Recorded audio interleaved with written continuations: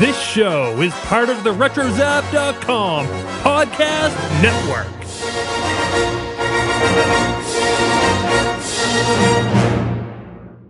This is what you can look forward to on episode 177, part 1 of our D23 Expo coverage of Skywalking through Neverland. Oh, he opened his eyes, he yawned, and he go, achoo! And he sneezed! Oh my god! Oh, the cuteness! No, you shouldn't land on Alderaan. That's probably not a good idea. When we came home, our neighbors were like, hey, the Anaheim PD's looking for you. You're going to have to go into the cantina and have to pay somebody to reset your reputation. You can actually visit Cars Land on this ticket and visit Halloween. That's good stuff. They're going to charge a lot. You know, they know that people are willing to pay it. But if you were to reveal something, what would it be? Ladies and gentlemen, boys and girls. Hello, Skywalkers. Listen. Off to Neverland.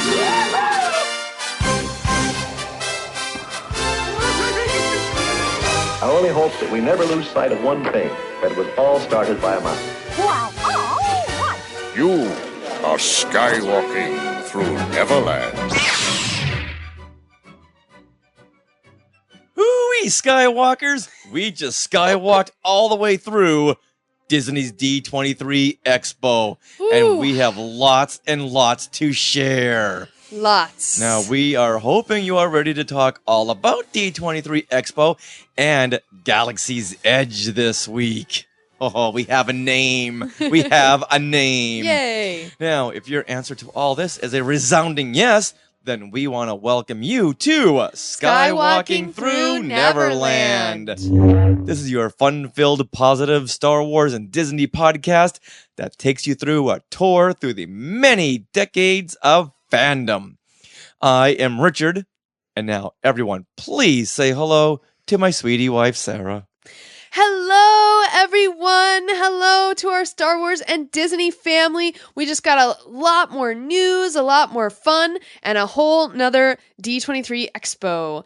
And we like to start each and every show with a giant Wookiee hug to our family of Skywalkers who listen every week, and also those of you who are watching live right now, whether it be through our Facebook page on Skywalking Through Neverland or on YouTube, which is youtube.com/Skywalking Through Neverland. It's so exciting, and we love it also when you tweet at us. We are at Skywalking Pod, and just in general, when we all share the positivity about our collective adventure through fandom. So thank you for being here.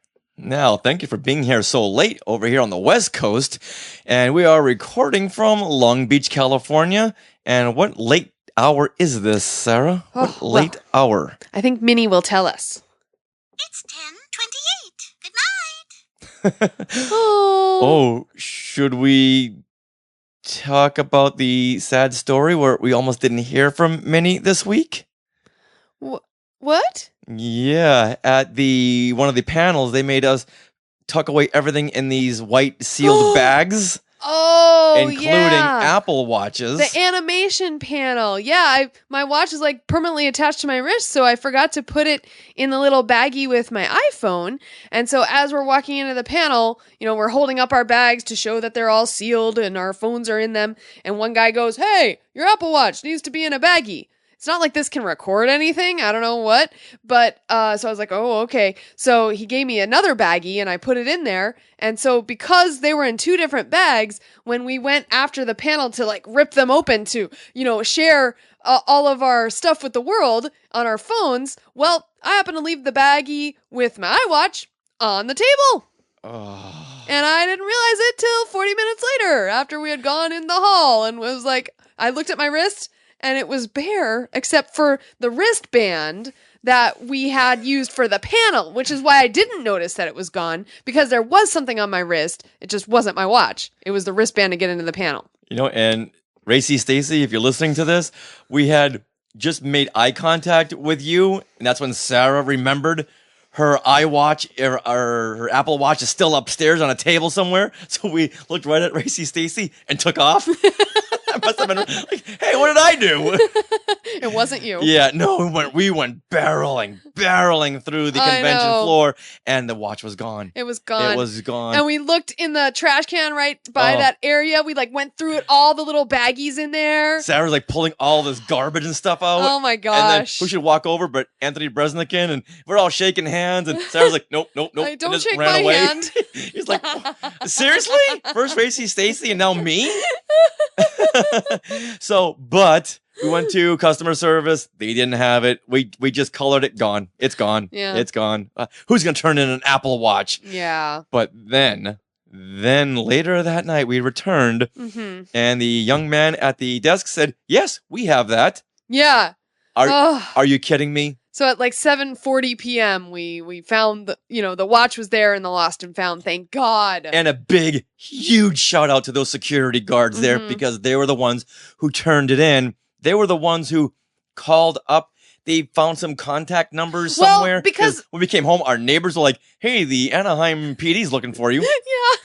Yeah, so on the watch, you can there's like a lost mode you can put on your phone because you have the watch app on your phone. And so you can make it display like a phone number for them to call. And I guess they had tried to call me, but because we're at a convention and my phone is in my purse and I don't have my watch to go ding, ding, ding when someone's trying to call me, I didn't get the call. But regardless, we found the watch. Here it is. Yay! So Minnie Mouse is back. And Daniel Berry says, time was on your side, Sarah. It was. Hey, Mr. Kai is joining us too. Yay.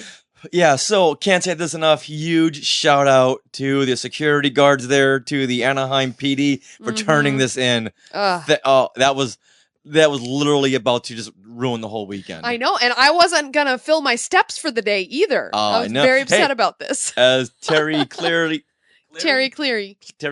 just said, good job, Secret Squirrel. Yeah, this was no Secret Squirrel. No, can't give them any credit. So all's well that ends well. And did I mention that we're recording this on July 18th, 2017? You did. Okay, then let's move on to tell you what's coming up on this big show. Oh my gosh. We will be talking all about Disney's D23 Expo, our experiences, what we saw, what we did, and all on 3 hours of sleep throughout the whole weekend. Oh my God.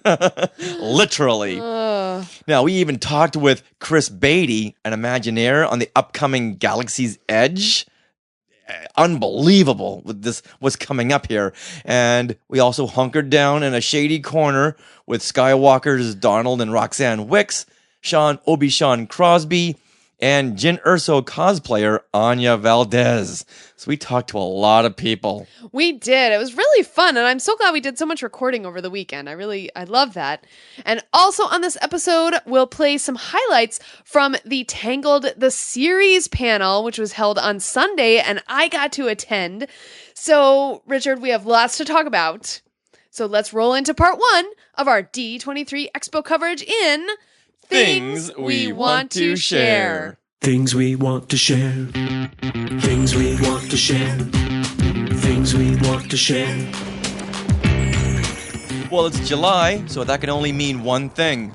Halloween news. Halloween news! Woohoo! There is Mickey's Halloween party dates were released for Disneyland, and we are announcing for the first time ever, for the first time in forever, Skywalking Through Neverland, we are going to do a Mickey's Halloween party meetup. Woo-hoo! We are excited.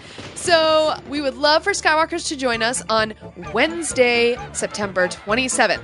That is the date that we will be attending Mickey's Halloween party, and we invite you all to join us at some point during that night. We will do a meetup. Oh, Joey Pittman just tuned in and said, woohoo! Oh, yeah. Oh, Joey was a big catalyst for getting this all together. Yeah, and Christopher Marino, if only there was a shirt we could wear. Oh, and Peter Heitman. Ouch. Yeah, if only, Chris. I know. If only there was a Halloween shirt coming our way. I did some sketches last week, and then it got crazy. Okay, so I'm sketching. Okay, so where were we? Meetup at Disneyland. Yes. So one reason we chose this particular date, which I know is not October yet, it's September, is that it's the cheapest party price. So the weekend evenings and the closer to Halloween you get, the higher the price. And this year the price is like $105 up to $120 per person. Like crazy. So this year Disneyland is changing up the party a little bit, and you can now visit both parks during your time. So basically, what is it? You can park hop. Yeah, well, no, you can't park hop like once the event starts at 6, but before the event starts, you can actually visit Cars Land on this ticket and visit Halloween. That's good stuff. Which is in Cars Land. That's good stuff. So let me get this straight because I didn't know this. So during the Mickey's Halloween party, we can't go to both parks just beforehand. So, okay, Mickey's Halloween party on this particular date is 6 p.m. to 11 p.m. And that takes place at Disneyland. Now, when you do buy this ticketed event, you can go 3 hours beforehand into DCA or Disneyland. So it is kind of a semi-park hopper pass. Okay. Gotcha. Does that make sense? Yeah. So most people will probably want to go to DCA first, like starting from 3 to 6, and check out Cars Land Halloween, which all the cars will be dressing up in their Halloween best. It'll be so cute. I'm so excited. That's good stuff. Yeah, and then the main event will happen at Disneyland still. So they should open up both parks just to lessen the crowds at one park. Yeah. Well, but then they'd have to close both parks at certain times, which means I'm good with that. Yeah. Now, if anyone out there knows about the costume policy, let us know. Let us know as soon as you know, because I know Joey Pittman out there. You always seem to know things before they happen. You're like one with the Force. You're like one with the Force with all this stuff. So let us know, because that's gonna really sway how we're gonna feel about this. Because last year they didn't let you cosplay during the Halloween night. That's what we saw. We never went, but we heard that people, like adults, did actually dress up, and it was fine. So, but we like to really cosplay. Well, I know. So I don't want them to look at us and go, yeah, sorry. Yeah. Yeah, do you know who's going to say that? Secret Squirrel. Look, I want to go with Secret Squirrel. I want to go with Secret Squirrel. You got to talk to Dan Barry. Oh, awesome. Oh, you know, Dan's got the jacket. Yes. I still got the hat somewhere in the back office there. No, we have the hat. Yeah. I know. That's what I said. Hey, you know what? Go on and kick on the air conditioning, would you? Yeah, I was going to say, it's getting warm in here. So we are really looking forward to that. And we have a meetup page on our Facebook group page, right? Okay, so on our Facebook page, Skywalking Through Neverland, we have an event already set up for this. So September 27th. Hold on, let me double check. Wednesday, September 27th. And if you're an annual pass holder, DVC member, or Disney Visa card holder, tickets are available right now on the Disneyland website for $85. Now, if you're not an annual pass holder or any of those things, you can begin purchasing tickets on July 24th, and they will be $95 each. Okay. Good Just so price. you know. Good price. So yeah, we'd love it if you could join us, and we'll have a meetup. Yeah, and secret tip, bring your own candy bag. Because the ones they give you can fit like a Tootsie Roll, a Mary Jane, and maybe a Twizzler. Or this Ewok. But we always bring in our big bags. Yes. We get home and we just throw the candy to the neighbors. I think last year we gave the candy out for Halloween. I think so. All right, with that, let's move on to our D23 experience. D23! I am so glad to be with all of you here today because we have some really, really big plans. I am so jazzed to talk about this. Me too! Now, we were able to go Thursday through Sunday. Wait, what? What? No. Thursday? Thursday? Wait a minute. It wasn't open Thursday. Well, it wasn't unless you walked in the back door. Who would do such a thing like that? Richard walking in the back door? Yes. What? Yes. Well, you know what? Let me make an addendum to that. I walked through the front door, talked to a couple of millennial security guards who weren't really paying attention. Hey, guys, I'm going right in there and just made some small talk and kept on walking. So while the dealers were setting up, and it was a sorcerer's day. Oh, yes. So they could go in. Mm-hmm. But I ain't no sorcerer. But I still went in. And thank goodness, because I got a chance to do a whole lot of shopping. Some of our Jedi News friends wanted some stuff.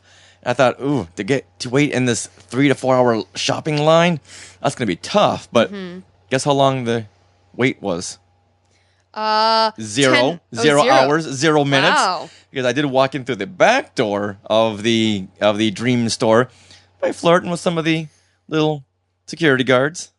Are you sure you want to put this on the air? How you doing? Pull up my old Joey Tribbiani. Hey, how you doing? I just kept on walking. And then got a chance to get a whole lot of great stuff, including this Ewok that you're holding right now, Sarah. Yes. So, see, you know what? My flirting pays off with presents for you, okay? I never said that was bad. All right, good. I don't have a problem with this. Yeah, so I got the lay of the land, which was good. So I would know where everything was the next day. We're not trying to hunt for things. Mm-hmm. Made notes for everything, and perfect. Saw some things that I wanted to get. A giant lightsaber lamp I had my eye on, and sweetie, you said I could get it, so I got it. I did. Yes. You know what? Let's do this day by day till we don't miss anything. So Friday, the big day Friday, we got up at 4:30 in the morning? Something like that. Yeah, that sounds right. 4:30. Justin Smith is asking, did you swim in Scrooge's money bin? That line was so long that I couldn't sneak into that one. No. So we didn't do that one. But Friday, so we get up at 4:30. We got to the line at about 6:15-ish to wait for the Disney Legends ceremony. Yes. And you know what? The Disney Legends ceremony panel, I don't think was full. However, if you didn't get there before, around 7 a.m., I think you could walk right in before 7 a.m. But after 7 a.m. and as it got to 8, 9, people were waiting 2-3 hours just to get inside the convention center. So they missed the ceremony. Yeah, boo. Mm-hmm. So they this year, a whole lot of Disney legends were named, including Oprah Winfrey. Yes. Nice. She deserves it. Stan Lee, well, of course, he's going to deserve that. And his wife passed away last week. Mm-hmm. So, you know what? If he didn't make it, I'm sure everyone would have understood. And he was up there. He's got to be 117 at this point. And he was in full spirit. He was working the crowd. And I think he knew how important it was for the fans to see him. Yeah, and he gave a really great heartfelt speech. Yeah, when it came to Jack Kirby, his co-creator of all the big superheroes, the Spider-Mans and the Fantastic Fours, the Thor, all the characters were created by him and Jack Kirby. And since Jack was also named and couldn't be there because he had passed away, Stan was remembering things about his late partner, and he was on the cusp of tearing up. And that's when he just said, okay, all right, thanks, everyone. Good night. I've never been known as a man of few words. But I've got to say, I was so thrilled to see that testimonial to Jack Kirby. So well-deserved. Thank you. And other inductees included Wayne Jackson, a Disney Imagineer who helped develop attractions at the Disney theme parks around the world.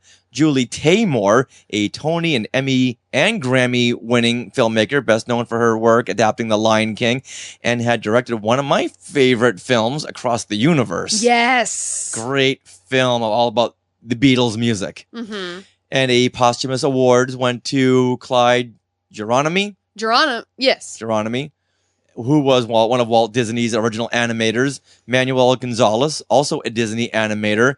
And Gary Marshall, who passed away just last year. Mm-hmm. And of course, people will know Gary Marshall as the creators of Happy Days, Laverne and Shirley, Mork and Mindy, and the director of Pretty Woman, a big Disney film. Yay. But the high points came with our friends, our Star Wars friends, I like to call them.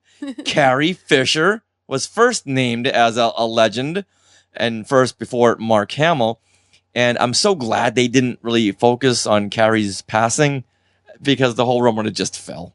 I know we've been through enough at Celebration. Let's just celebrate her and her becoming a legend. Mm-hmm. And unfortunately, unlike Celebration, where Billy Lord came up and said a few words, yes, Billy was off shooting American Horror Story, which should be quite interesting. So she wasn't able to make it. However, that her her 5-minute package rolled into Mark Hamill's Right. inductee award. Mm-hmm. Is it an award? No. It's like well, they do receive a plaque. yeah, so it's like they're being awarded as a legend. So you know where I'm going with that. Yes. So Mark Hamill came up, and he was Mr. Mark Hamill, never short on words. But then when he started talking about Carrie, you could hear a little flutter in his voice. So thank you, Walt Disney, for telling me that if I wished upon a star, my dreams really could come true. And finally, I would love to give my deepest respects for the super cool spaces I have in Carrie Francis Fisher. I loved her, and we were like siblings. The good and the bad. We'd have huge fights and not speak to him. You're such a phony. But we loved each other. And what a great thrill it was to come back in The Force Awakens at that time in our lives. There was a comfort level with each other. We could rely on each other. And there was a deep respect. I know if she were here this morning, she would have flipped me the bird at least twice already. So thank you all so much. I'm so humbled and so grateful, and I love you all. Thank you. That's when he just cut it and moved on. Yeah. So a lot of heartfelt speeches, and I'm so happy. I'm so happy that Carrie and Mark were named legends. However, when it came to the surprise inductee, we all thought, okay, this is going to be Harrison Ford. In fact, on our last episode, we thought, oh, come on, this is a no-brainer. It's going to be Harrison Ford. Yeah, Joey Pittman put that idea in my head first. It would just all make sense, but we didn't get Harrison Ford, but we got the next best thing, Whoopi Goldberg. Yay! She's the voice of one of the hyenas in The Lion King. Okay, that's one. She was in Sister Act and Sister Act 2. Does that make you a legend? What other thing did she did for Disney? You know, she was in Color Purple. She had done a lot of charity work, which is fantastic. Did all of those charity comedy shows with Billy Crystal and Robin Williams. So, you know, highest kudos to you for that. But Disney legend? I know, you know what? The same thing can be said for Harrison Ford. Well, he made one film under Disney. But come on, you get the 1, 2, 3 punch. You had to have done it, but they didn't. So they ended with Whoopi Goldberg. You know what? All's well that ends well. I'm happy for everyone. And at that point, we were full of adrenaline. Yes. We were still running on like 45 minutes of sleep that night. So now off to the show floor and back in line to the animation panel. Yay! Now, should we just cut to the chase on this one? Yep. All right, take it away. Okay. Animation panel highlight. Wreck-It Ralph 2. Ralph breaks the internet clip. And this, and I'm sure everyone's heard all about this clip. Yes. Unfortunately, I wish they had posted it online so we could all share it in the joy. Yeah. Because this clip was simply amazing. And it was the funniest thing ever. I think, I don't know, like, when I looked at you, like, well, for one thing, the clip is like, what, 10 minutes long? 10 minutes long, and it begins with rough sketch animatics. Mm-hmm. So we thought, is this really a clip from Wreck-It Ralph 2? Is this just something for the D23 crowd? Because it was just so focused on being an in-joke.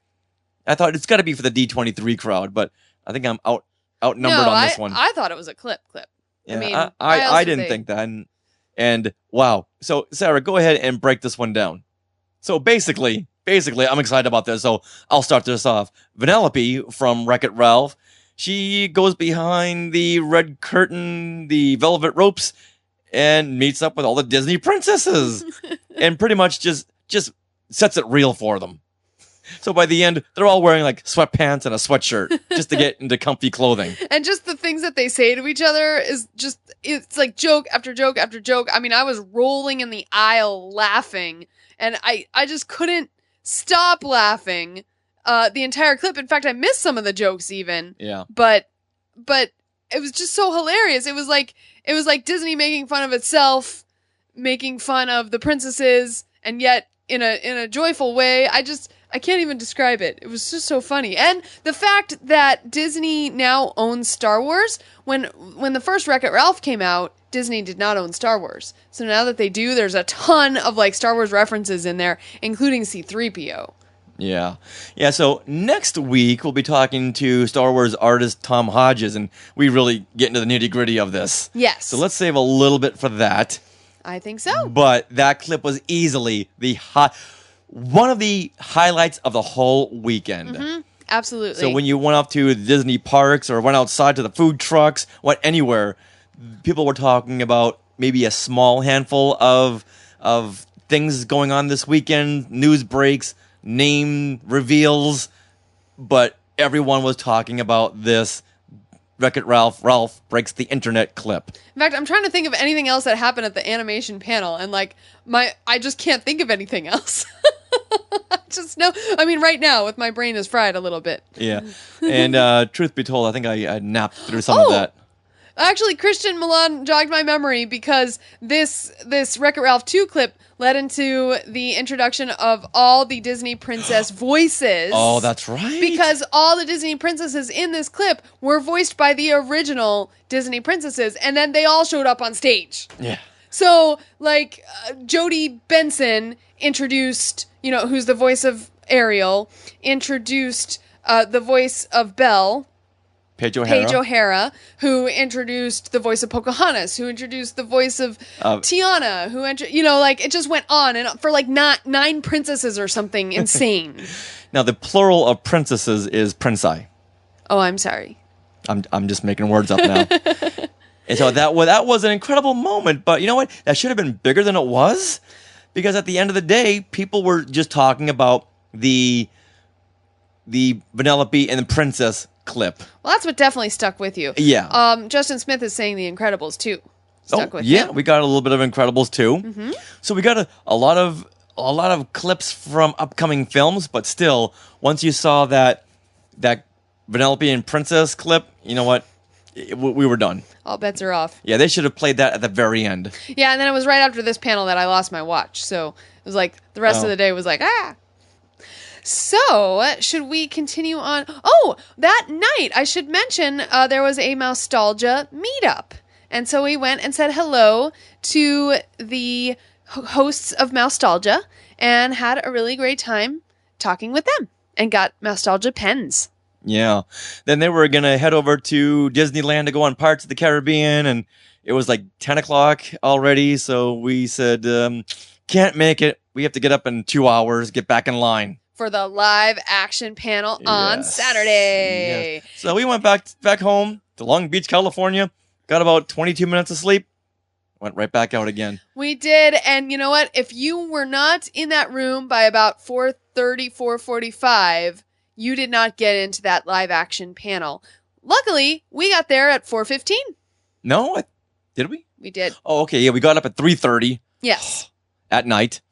And yeah, got there at 4:15. Yeah. We got there at 3. And as painful as that was, we had some really great discussions with some people in line with us. Yeah. So, big shout outs to our new friends, the Toronto family. Yes. A mom with like 3 daughters. We talked to them for who knows how long. Great family. Talked to the grandmother, grandfather, and daughter who hails from I don't know where anymore. But we were talking with the daughter about Forces of Destiny just to kind of get her take on it, and she was really having fun with the series. Oh, that's right. Yeah, and this was I was getting the feeling this was her introduction to a lot of Star Wars right now. So it was good to do some market research. And of course, we made them Skywalkers. So if you're listening, hey there, family. Yes. And you know what? I want to give a shout out to Joey Pittman and Margaret Mays, who joined us in line. Right. We met that one girl who's taking like 35 classes a semester and who was running on even less sleep than we were. And also before this panel started, the live action panel, Margaret and I decided to go get coffee. We stood in about an hour line, and 2 people in front of us was the first Rose cosplayer we had ever seen. And she was, of course, cosplaying Rose from The Last Jedi. Yeah. So, actually, it was funny because I glimpsed her and I was like, oh, hey, Rose. And she turns around and she goes, you know who I am. So it's really exciting because she was excited that we got her outfit because people have been calling her Jin or other things. Jin. I know. And we were excited because we found the first Rose cosplayer. So her name is Laura Siracool. And we've tweeted out her Twitter. So you can, and her picture as well. Christian Milan says, Kelly Marie Tran? No, that wasn't her. It was a cosplayer as her. But it'd be funny if it was her, though. That would be awesome. Yeah, so he said, hey, Rose, come on over. Yeah. Let's have a little chat on Skywalking Through Neverland. Yeah, we should preface this by a lot of the times during D23 Expo, we did a lot of live YouTube videos, and this was one of them. Yeah. We interviewed Laura, and she was talking about how great it was that she found this character that she could really connect with because it looked like her. It was an Asian woman with bangs, and she already had bangs, and she was like so excited about that. And she was saying that she's got a lot of nieces that want to play with a toy that look like them. Yeah. Of course, you go to the Barbie aisle and you see everything but. So this Rose is going to make strides, going to really open up doors for a whole new community. And her speech on our YouTube channel just really makes you almost tear up. Like, she's so impassioned about it. So it's great. And she was very happy to talk to fans who recognize her and understand all about representation. And yeah, so once again, go look at our YouTube page, YouTube channel? Yep, YouTube channel. For that fun chat. Yes. Hey, Laura.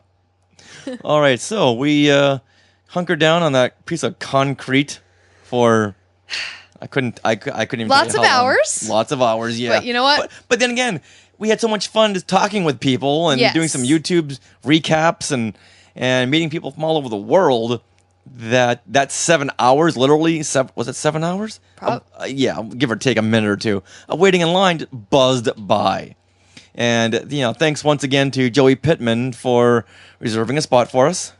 Thank you, Joey. Much appreciated. All right, now, from there, we were finally let into the live-action panel. Yay! Now, was this the panel that had a lot of line garbage? I know there were like celebrate. Every big convention, there's always going to be some line garbage going on, and something happened with. Do you mean like people talking or no, just... no, with people not getting in? Oh no, that was the animation panel the day before. Okay, yeah. I know a lot of people are talking about this, but any big convention is going to have this kind of drama, and that's just what happens when things were changing. I was talking to some of the staff; they said things were changing so much minute to minute that not all 300 cast members got the same memo. So if a problem happened, they were trying to fix it, but you can only tell so many people at one time. Right. So yeah, so some people were asking, was there any kind of line trouble? And yeah, a little bit, just a little bit, but they were doing so great at organizing people for the most part. In general, getting us into the seats. So big shout out to that staff for so well organizing this. All right, so after their shout out, let's talk about the live action panel. So what stuck out to you?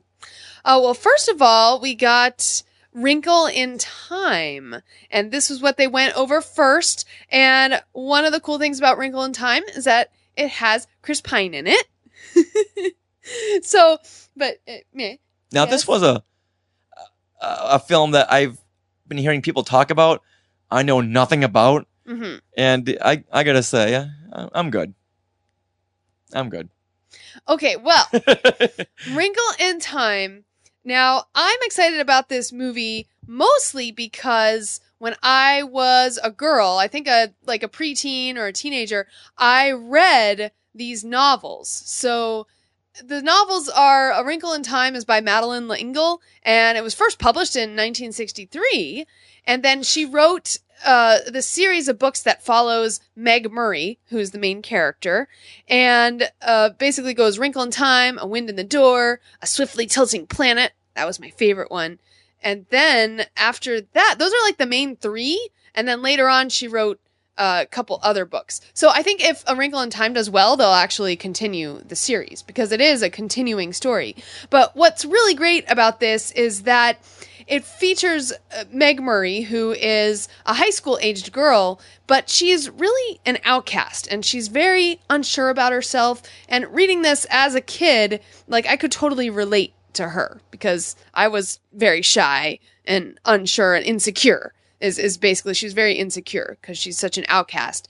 And basically the whole story is that Meg Murray and her younger brother Charles Wallace, and then she has a friend, Calvin O'Keefe, they are basically transported on an adventure through time and space, a wrinkle in time, to rescue her father, who is a scientist who has discovered tesseracting, which is basically, I think, beaming, like in Star Trek, but through time as well. Like, not just through space, like beam down to the planet, but you go through time.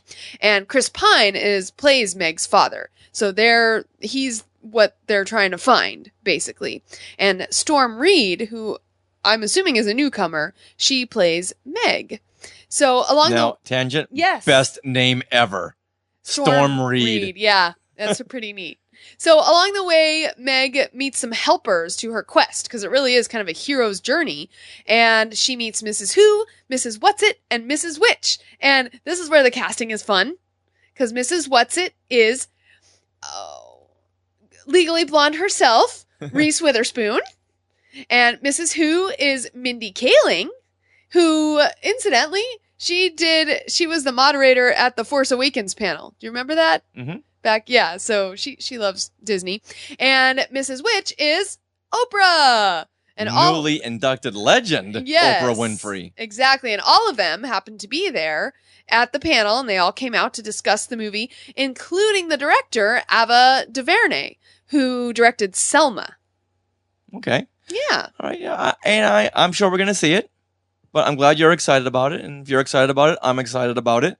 Yes. And I'm excited about it because when I read this book as a kid, it just hit me at that right age. And it's such a visual novel. Like, in her writing, I remember having such, like, just a visceral response to these books. And just, like, all in my imagination, I could just picture everything. So that's why I'm so excited to see this come to life as a movie on the big screen. So I can picture what's, pictures in my head will come out. Yeah. So of course you're excited about this. Oh. Now, Christopher Marino says his friend is working on it. Ooh. Yay. Okay, that's an inside scoop. Christian had asked if we got a poster.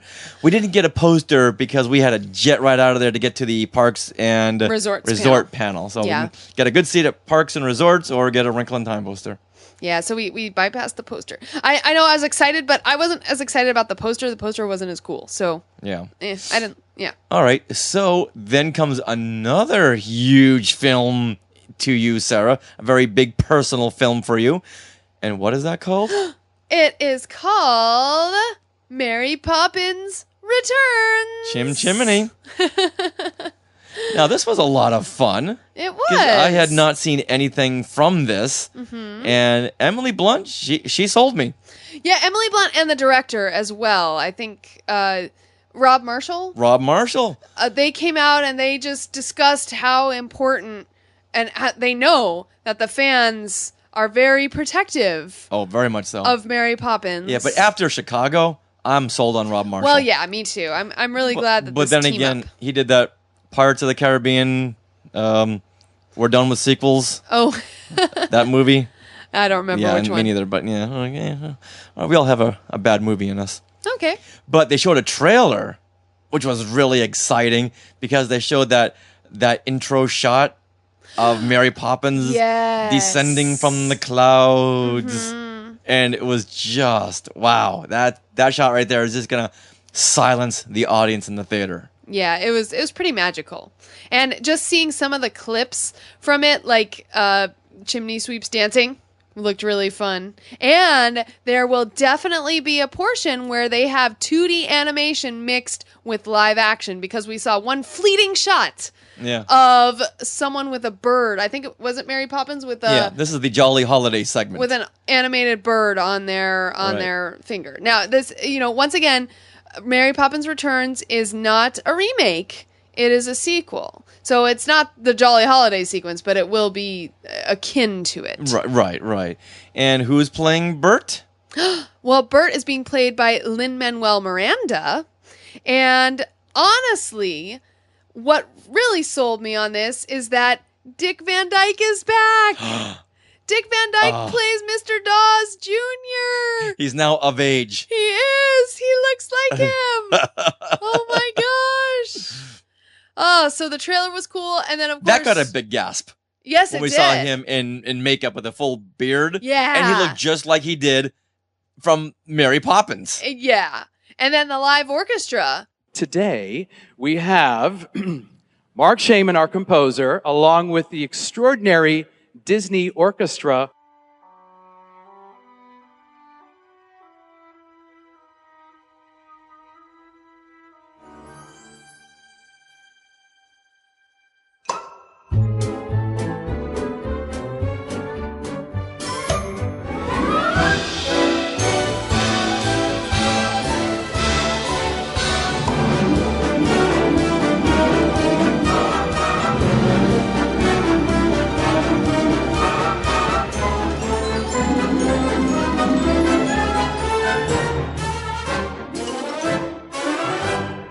Did that section of the panel make you more excited?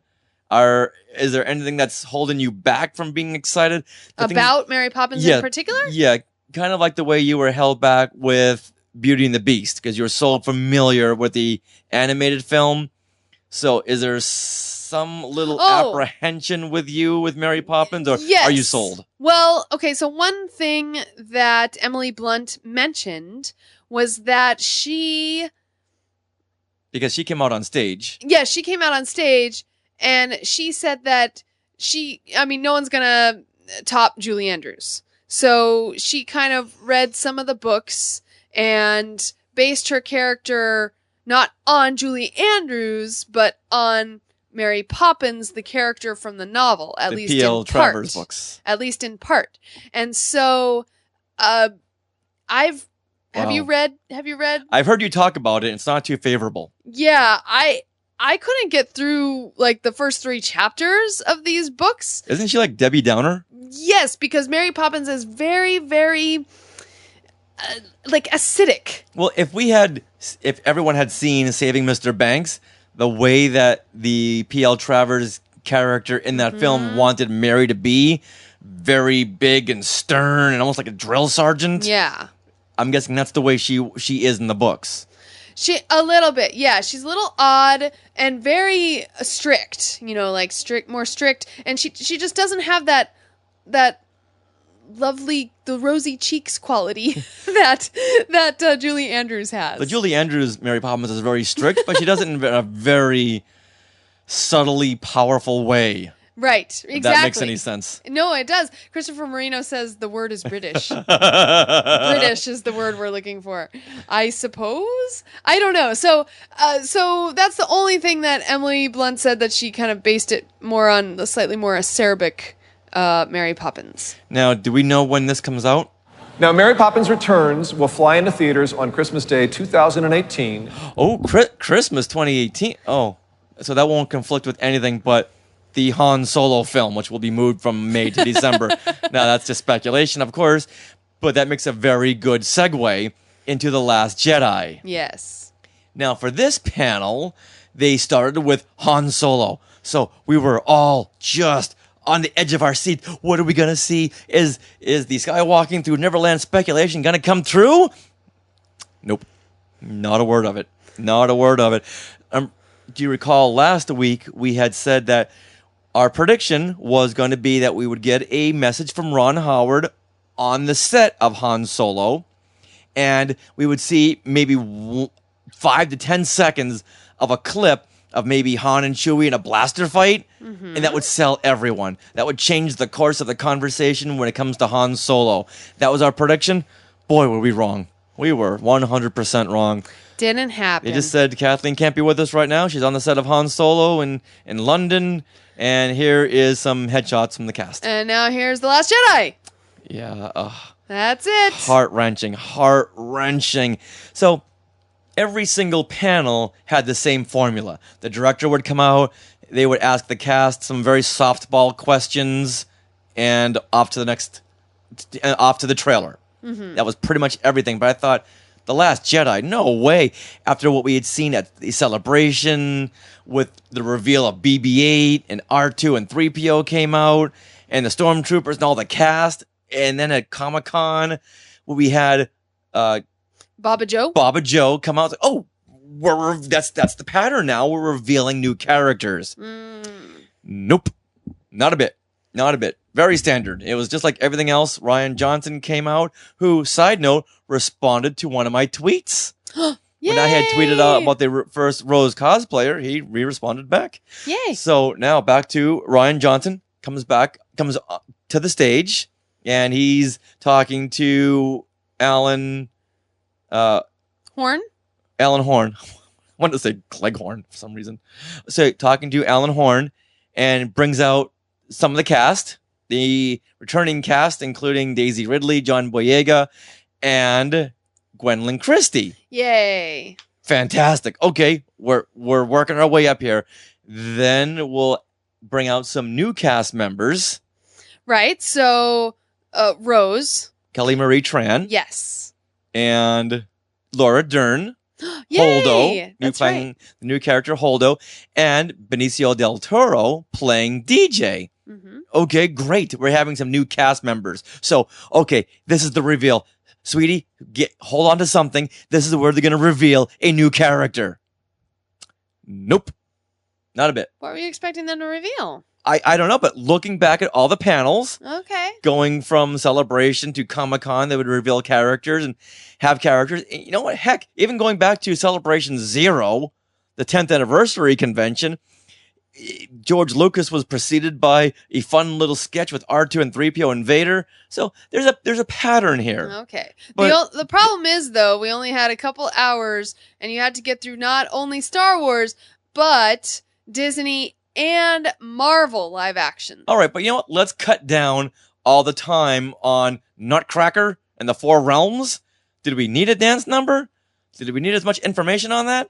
No, we're going to cut that. You know, cut that out. We don't need that right now. Let's have more time for The Last Jedi. But we couldn't have cut out the Lion King trailer. What, you're getting ahead here. So they played a sizzle reel, which made everyone excited. Lots of great clips we're all excited about. Okay, so this is where they're going to reveal something afterwards. No. Even when we left the panel, everyone's looking at their phones going, hey, what is this? Some new posters were revealed? Yeah. What is this? These were the Last Jedi posters where all the characters were in red? Yeah.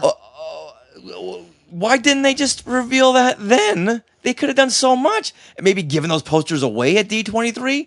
Why reveal those posters right then and there if they weren't going to give them away or say something about them? At least flash them up on the screen. So I'm a little annoyed that we didn't get more from this. Even if the panel had gone overtime, no one would have cared.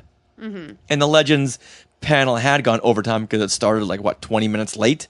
Legend? Oh. Yeah, the Legend ceremony. No, I'm sorry. Whatever. Okay, I'm getting all. Yes. Everything happened just so fast and rolled into one day. But because they got people, I know I just went on this whole thing about how organized they were, but they didn't load up 7,500 people until 20 minutes until the panel was to start. So maybe they weren't as organized as they made them out to be. Why wait until then? I don't know. So a lot of the panels did start late. So while all this rolls into the fact that we should have gotten more for The Last Jedi. It's The Last Jedi. Star Wars just made you $15 billion gajillion. You can't give it another 5 minutes? Yeah. Do you see where I'm coming from? I do, but I think they had a lot to share, and they just had a certain amount of time for things, and now Marvel had to come on. Speaking of Marvel, Mark Hamill. Yeah, Mark Hamill came out. Not the best segue, but yeah, Mark Hamill was there as well. Mhm. So I was just hoping for more. Okay, so now the Avengers. All right, now we this. understand. Okay, I know you do, but you know what? Because I'm so passionate about this. Yes. I just wanted more, and I know I'm not the only one who felt like that. Well, But Dustin now, Whalen says that Star Wars should have had their own panel, which kind of would have been cool. very true, very think true. But like Lucasfilm- last time, they rolled all the live action into one. It's a wrap! But what really stole the panel? It was the Marvel section in which they went into Avengers Infinity War. There's one thing we're doing next year that really is the culmination of these 10 years, and it's called Avengers Infinity War.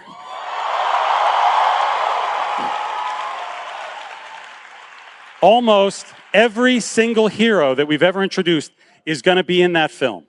They did this by doing the same kind of thing where they brought out the director first. Well, or I'm sorry, Kevin yes. Feige. They brought out Kevin Feige, super producer Kevin Feige first, and they were celebrating the first 10 years of Marvel Studios. Yeah, that was neat. Oh, that was cool. So they revealed a logo with 10 within the Marvel Studios. The I-O in Studios was the number 10. Yeah, that was neat. And then they had a big montage of all the films from Iron Man, The Incredible Hulk, Iron Man 2, Captain America's, The Avengers. Then they rolled sneakily right into a trailer for Avengers Infinity War. Well, of course, the cast came out before this, though. Right. That was at the very end. Right. Okay. All right. So, well, regardless, so the whole cast comes out. I mean, first of all, we're introduced to Josh Brolin, who is, of course, Thanos, who was teased way, way, way back in the first Avengers film. So that was amazing to see him finally. He's going to get his own film. And who's going to fight this baddie? But the Avengers, the all of entire them. Avengers, including the Guardians of the Galaxy. Well, let's run through this list of who came up on stage. Okay. Tom Holland, Spider-Man. Yep.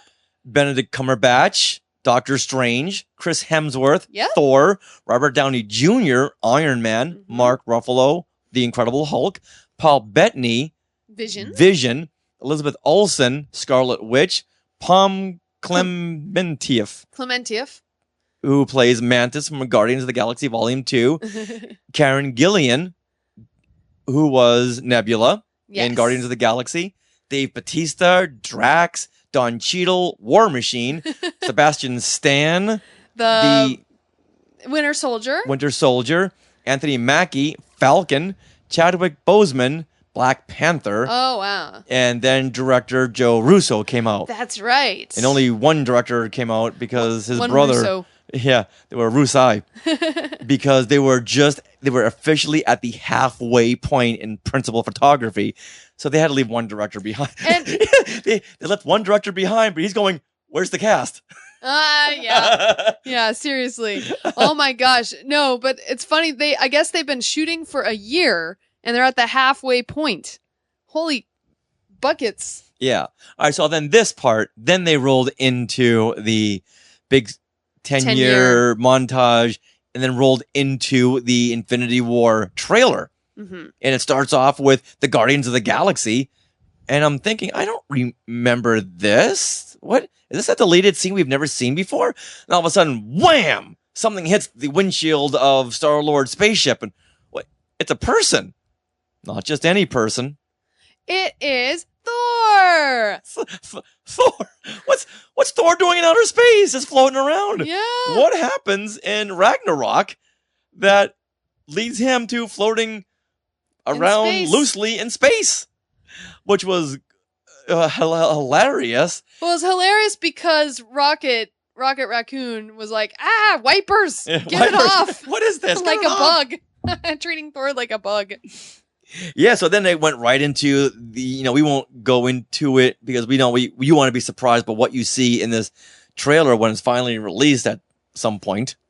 but a lot of great stuff. Boy, I was thoroughly impressed with the size and scope of Civil War. Mm-hmm. But now, oh my goodness.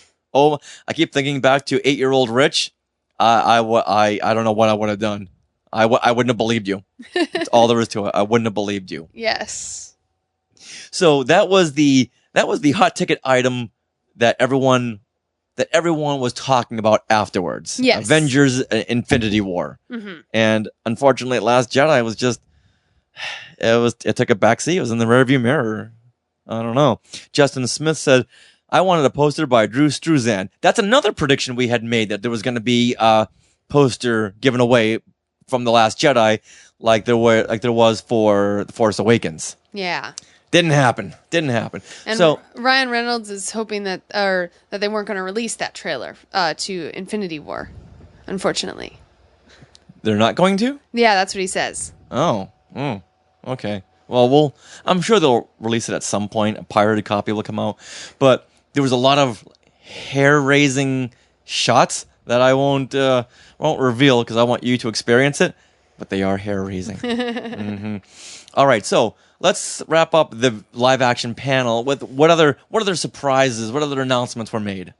Well, my favorite thing was Jon Favreau is now working, of course, on The Lion King.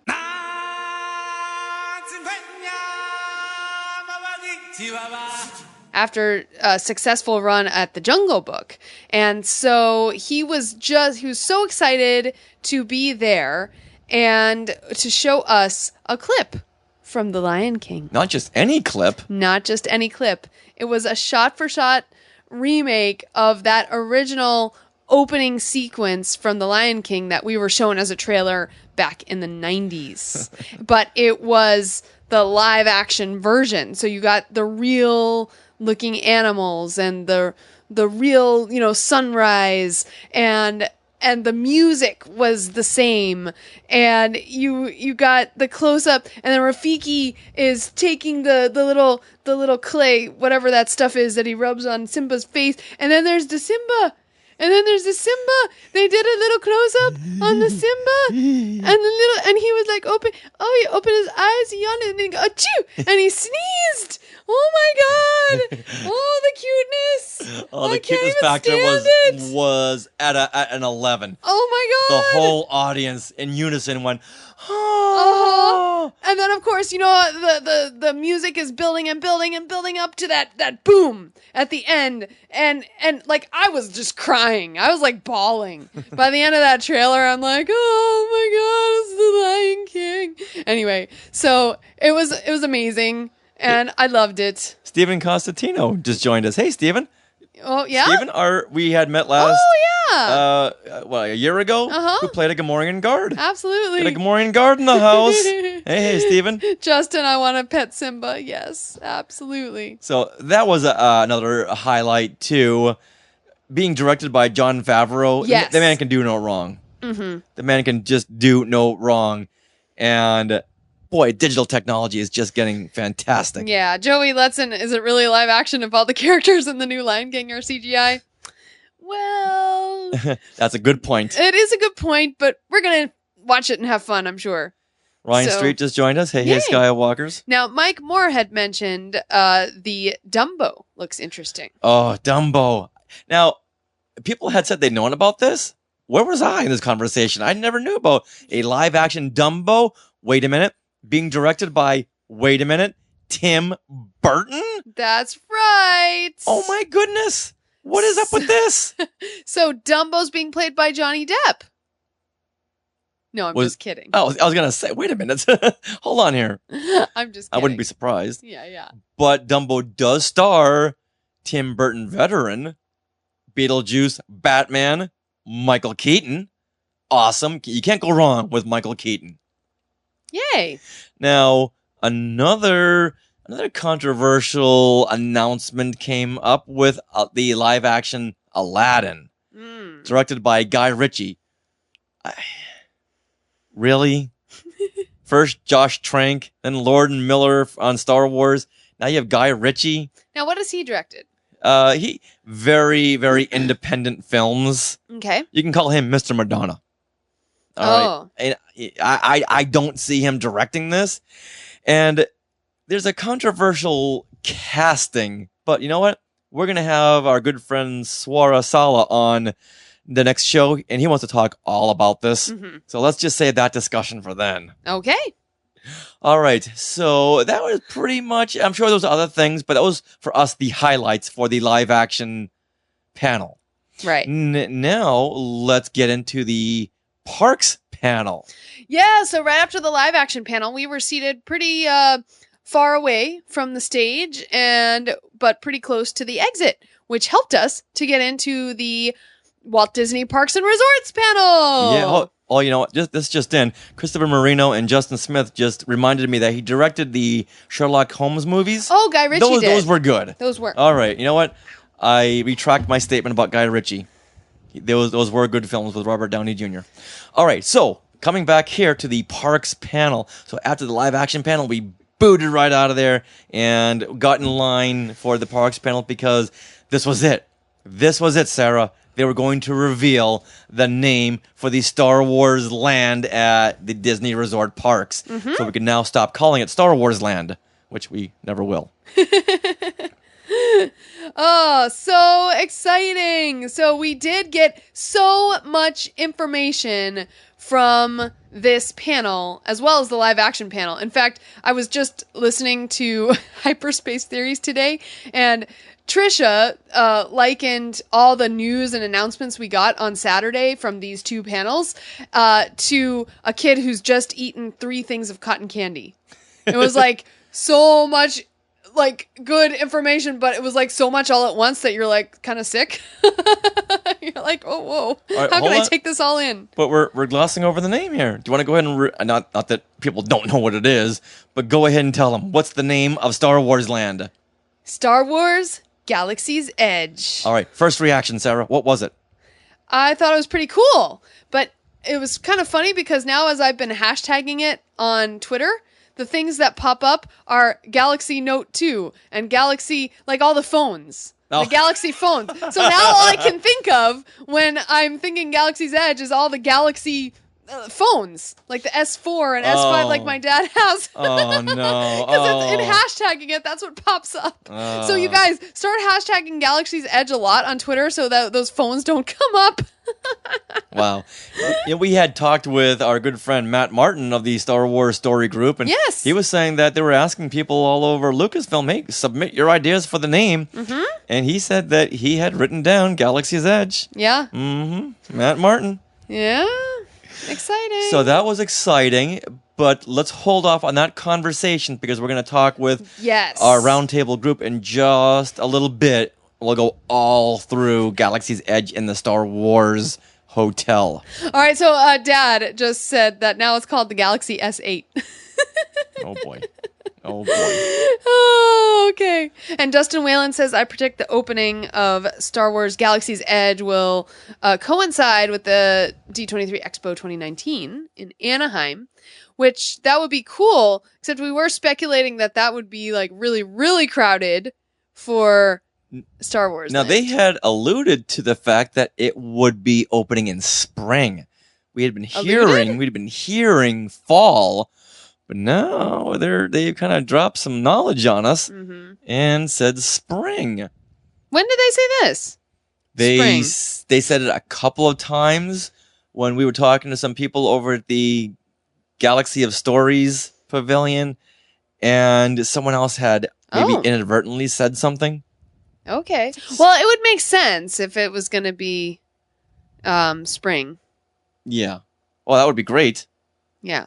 I just thought they would want to push it back as much as possible and maybe tie it in with episode 9, which would make sense. It would. Well, let's start out. You know what? The sooner the better. The sooner the better. But like Chris Marino just brought up, Bob Iger did say that by next D23 Expo, you would be able to go to it. Yes. So. All right, so D23 2019 will be in the spring. All right, so what else was revealed at this panel? Okay. We got Pixar Pier. That's right. Oh, I'm excited. There's going to be like a Pixar celebration next summer at the Disneyland Resort. So, yes, Pixar Pier will, I believe, permanently change to Pixar Pier. And the light parade is going to be back. What is that called? Paint the Night. Paint the Night. Thank you. Thank goodness for you guys. So the Paint the Night parade will be back, but it'll be at DCA. And one of the Pixar parades, I believe, will go over to Disneyland for that time. So that'll very be cool. exciting. Yeah. Pretty much after they had announced Galaxy's Edge. Yes. I was like, all right, I'm good. That was Saturday. Sunday was a fun day because we got to sleep in. We got to sleep in until 7 a.m. Yes, it felt so good. Yeah, and that was a good day because we got just to walk the floor, talk with our good friend Russell Flores, who we're going to hear from, some future guests, Joshua Schaefer, who wrote a new Disney book, lots of great contacts. But we then went over to the Galaxy of Stories Pavilion and got a chance to speak with Imagineer Chris Beatty about the whole pavilion, including the model. Yeah. Now let's roll into that. We are here with Chris Beatty at the Galaxy of Stories Pavilion at Disney's D23 Expo. Chris, tell us what your official title is. My official title is Executive Creative Director for Walt Disney Imagineering. Now we are here a couple of feet away from the big Star Wars model that we're going to see at the theme parks. Can you tell us about this model, who designed it, and what your role in this was? Well, my role in the project is really, I'm one of several executive or creative directors who are in charge of bringing the story and the narrative and the overall look and feel of the planet to life. Amazing thing about this project is we partnered with Lucasfilm, so this isn't a just solo WDI, job. It's been really an amazing partnership with Lucasfilm, with Doug Chang and the design team there, with the story team at Lucasfilm. So we're crafting this planet, this place that we're going to take you on the edge of the galaxy, all together. And that's what's been really exciting is it's got that Star Wars DNA. It's got it's got these an amazing experience that guests are just going to love. Oh yeah, we're loving it already. Is there any chance we can just go walk into that model there just to say we've been there?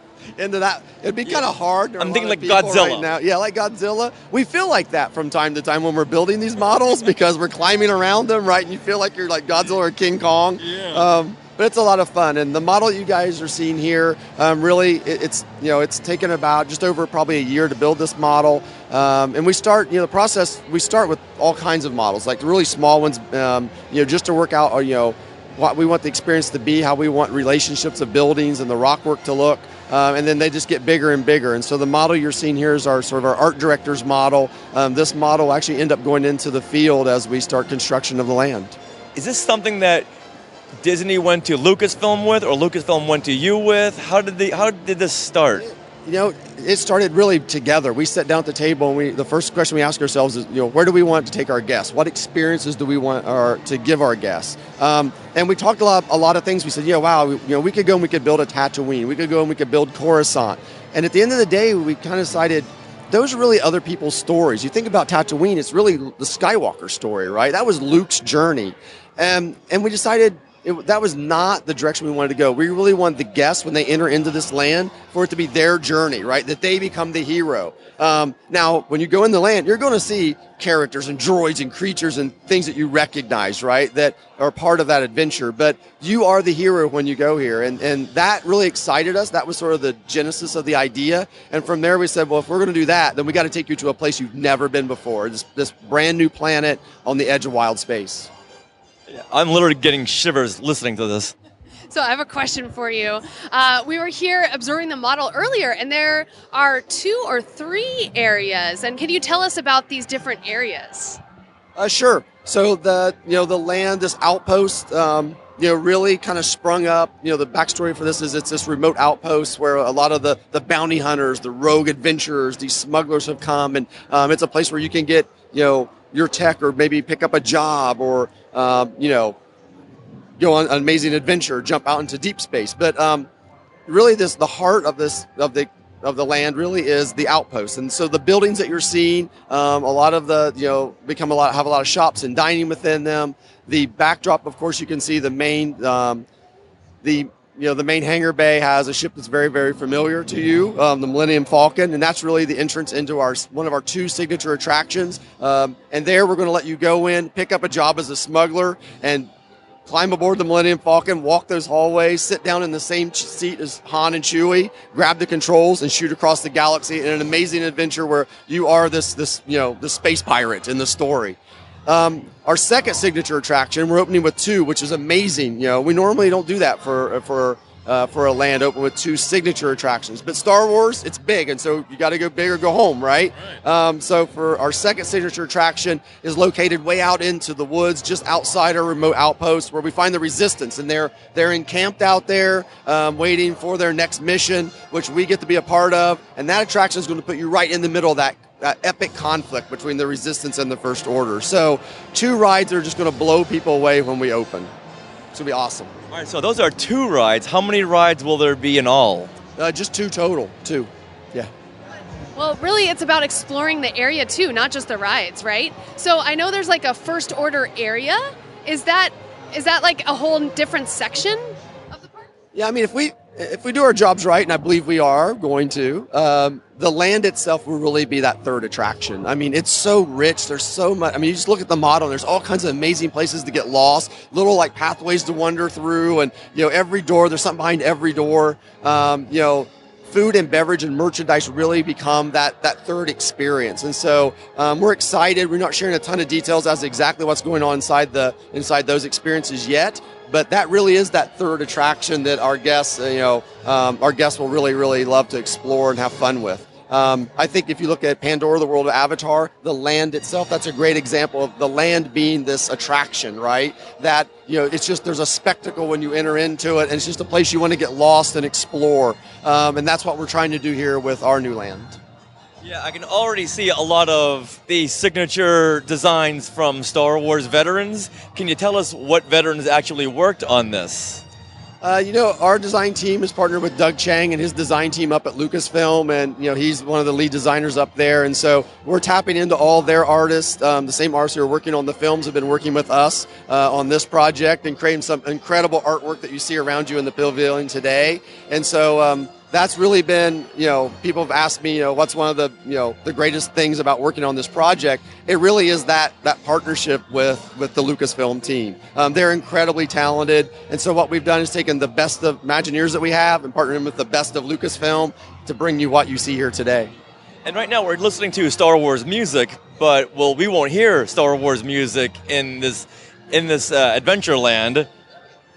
Music plays a big role in Star Wars. I mean, think about it. John Williams' theme is like epic, right? And so I'm not saying you won't hear music in the land. You'll have to wait till 2019 and find out. So then John Williams has visited this planet and left a couple of CDs behind. Well, I don't know. I don't know if John's actually been to the planet or not. But yeah, I think, like I said, music is a big part of it. We have 2 years left, and so a lot of those details, things like the music, what you're eating, what you're the merchandise you're going to be purchasing, those things are still being worked on, and so it's still pretty early. Even though we're sharing with you this amazing model, there's still a lot of things left to share in the near future. Now, can I ask one more question, or one more question and a half?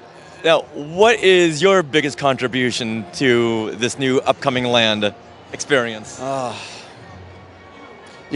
I lead an amazing team, and I think my biggest contribution is just being a shepherd to that team, right? And making sure that all those designers, the Imagineers and the Lucasfilm, people are feeling like they are empowered, they're engaged, they're highly creative, and getting that team to come together and foster that creativity and feed that creativity is something that is, it's a lot of work, but it's a passion, and it's something. It's the truth. I think if you ask any Imagineer, will tell you it's never one of us. It really is a collective. And I now working with Lucasfilm for a couple of years, it's the same up there. They're incredible. I can't rave about them enough. And so the team is incredible. And that's really, like I said, it's an honor to be a part of that.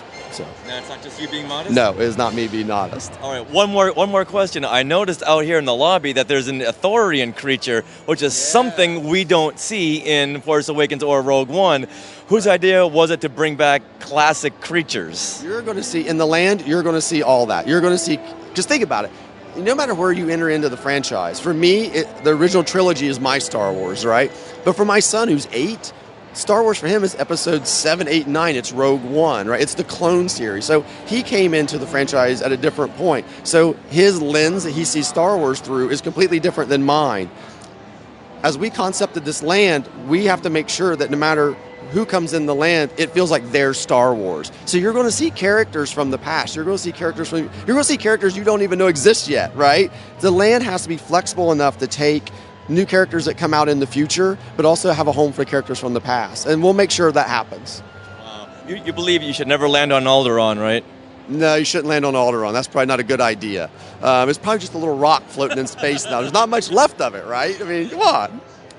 The man knows his stuff. All right, thank you very, very much. All right.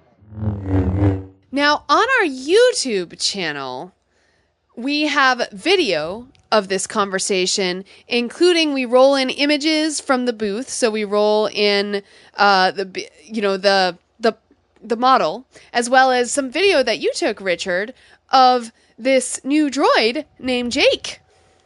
Yeah, Jake, that was it's an autonomous robot that's just floating around. It's not like an R2 builder droid where someone is controlling the droid from 10 feet away. This is on its own. Yeah.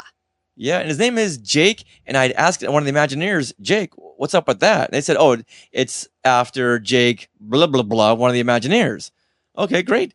I went back the next day or a little while later and said, hey, I want to get that name. Jake who? And they're like, what are you talking about? I was told that Jake, this droid, was named after an Imagineer, Jake. They go, I don't know what you're talking about. Like, are you covering up something, or you just have no idea what I'm talking about 20 minutes later? Interesting. So his name is Jake, and he's rolling around. It was a prototype for what we're going to see at Galaxy's Edge. And like we said, we'll go a little bit more into that a little later. So also on Sunday, there was one thing I was really excited about. It was Tangled the Series panel.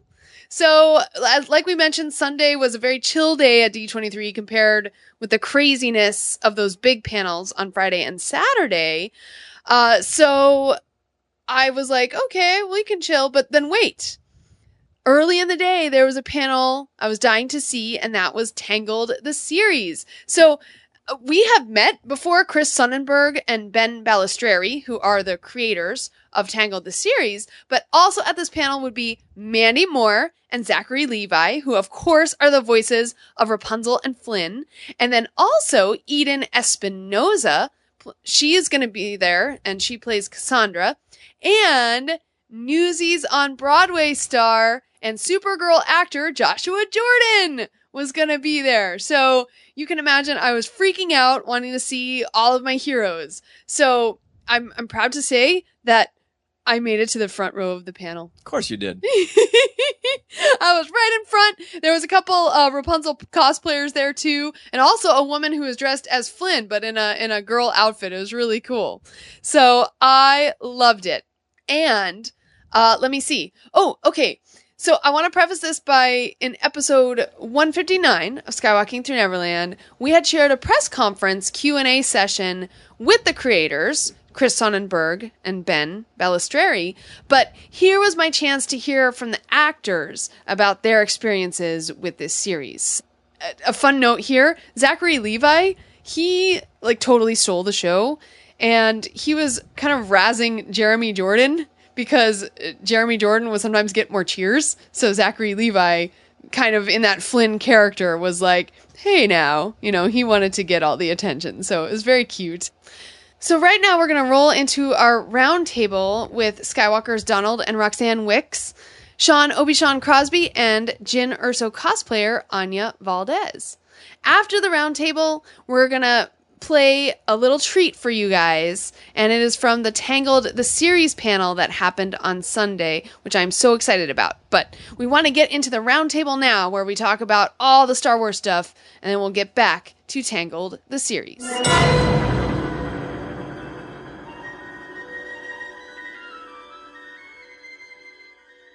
We are here with members of the Rebel Legion, including Donald Wicks, who did something very special today. Donald, take it away. What did you do today? Hey, Richard and Sarah. Well, today, me and a couple of my cohorts in crime, according to the Empire, attended the autograph signing for Michael Giacchino. And while we were there, we did an honorary member induction, much like what happened to you guys at Star Wars Book Days a couple years ago. So we gave him a plaque and a badge and welcomed him as a part of the family. Yeah, and what was his reaction? I think that he looked really appreciative, and I think he was touched. He genuinely looked like he was really happy that we did this for him. Yeah, we were off to the side recording, and he got up. He got a big group picture with you guys. He looked very, very happy. Yeah, the people in the area who seemed to be working that area were even taking pictures of us. So I think that it went well, and I think that everyone looked like they really enjoyed what happened. And now, what does this mean to be an inductee for those who don't know?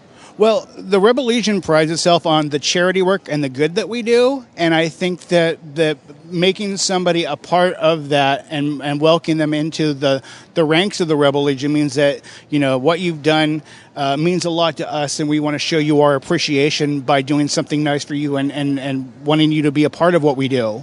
He was very, very happy, and when you put a spin like charity on it, then that's so much more special. Yes, and then, of course, you know, we have Obi-Shawn here, who I think when you think of charity in Star Wars, you cannot put that name, you know, being involved, because this guy does so much charity work. It's out there how much he does. You stole my segue. Oh, sorry about that. No stranger to charities is Obi-Shawn over here, who was part of the Rebel Legion, and he was in with the induction ceremony. So, in your opinion, how did Michael seem to be?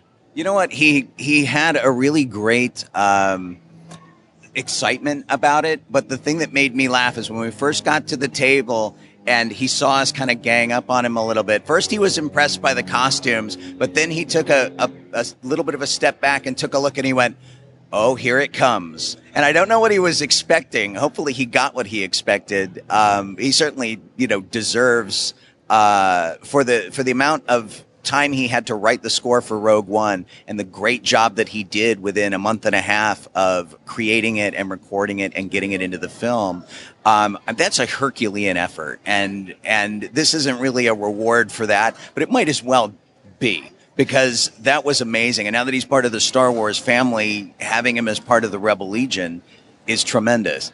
And one of the things that really made me laugh, I kind of toddling my way behind the group because I'm nursing blisters from this weekend's convention, so a little bit slower than everyone else right now. And some very nice ladies stopped me and they said, "Well, what did you give him?" And we said, "Oh, you know, we gave him an induction plaque. We gave him a name tag for the Rebel Legion." They're like, "Well, what's the Rebel Legion?" And I explained that it was a charity group, and we've got thousands of people internationally who do all this great charity work. And they started to cry. They're like, "That's so sweet. You guys are so nice." And so, Don, you made people cry. I have that effect on people. This time for a good reason. Now, Sarah, we saw Michael Giacchino again after he had wished you a happy birthday a little while ago. So unfortunately, the line was very, very long, and we were there just as videographers and photographers. But if you could have said anything to Michael Giacchino, what would it have been? Oh my gosh, you're putting me on the spot. I hadn't even... Honestly, all I wanted was a little look of acknowledgement for my Judy Hopps costume, because he did the music for Zootopia as How about well. a congratulations? Yeah, what, a congratulations? Say it to Michael for being inducted. Yes, absolutely. That would have been the appropriate comment. We're kind of a big deal. No, I'm just kidding. So you're cosplaying from his film Zootopia. Yeah. Donald is cosplaying from Rogue One. Mm-hmm. And our Jyn Erso here. And Jyn Erso. You keep stealing my segues. Donald! Hey, like I'm stealing Death Star plans, man. That's how we roll. Very nice. So, Jyn Erso, tell us what your name is and how you fit into all this. I'm Anya Valdez. I am a new member of Rebel Legion's Sunrider Base. I've been in for 2 or 3 months, and this is my second event with y'all. All right, so when you were all inducting Mr. Giacchino, how did he seem to you? Because we all have our different reactions. I'm quite short, so I didn't get to see too much, But he looked really excited about it, and it was interesting to first see him and see the Rebel Trooper come up, and he's like, "Hey, nice costume," and then he kind of panned over, and he was like it's a really like small delay. It was really kind of cute the way he like recognized it, and then got like overexcited because we opened the box at that time. So it's really great, and he looked really interested in getting the award. Yeah. Now, correct me if I'm wrong, Donald. You had something for him to sign, and when you put it down, you said, "Take it! Take it! Take it!" Yes, obviously to get my place in there, I bought the Rogue One on vinyl and had him sign the cover. And I am an autograph hound. I'll be the first to admit I love autographs. But to me, this induction was the most important thing of my weekend. That's the reason why, once I found out my wife bought tickets for D23 and I knew that he was going to be there, I made it my goal to ask permission from the Legion, because we just can't do things like this willy-nilly. The Legion is an organization. Charity doesn't just happen. So when we get with command and we say, "Hey, we'd like to do this, is that okay?" They give us a permission, and then we go from there. We collect the funds. We all paid for this. We donated money to buy these items, and the plaque and the badge. We donated trading cards and patches, and it's beyond amazing being able to do this and give this to him. And it's kind of a big deal. Now, is this the first time you've met Michael Giacchino? This is. I did see him walk the red carpet at the Rogue One premiere in that really awesome checkered suit I think he was in.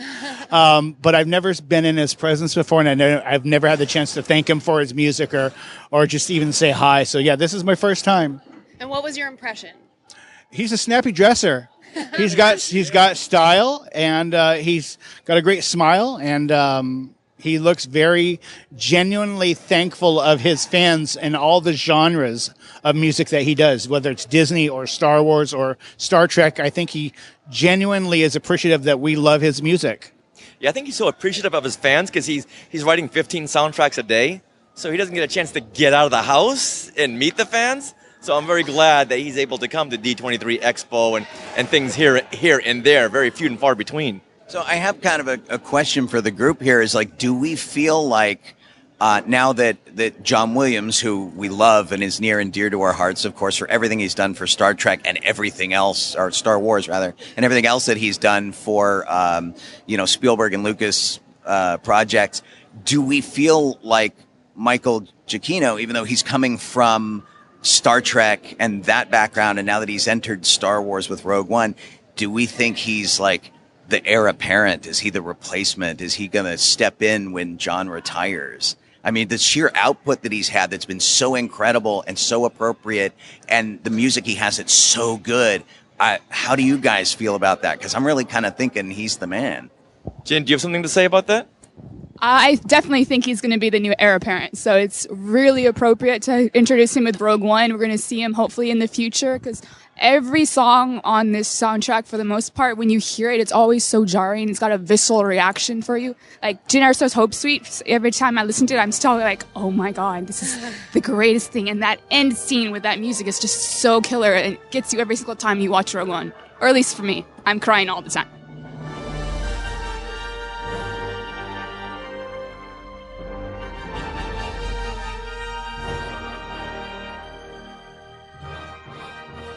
And he rewrote the Imperial March. Yes, the rewriting of the Imperial March was fantastic.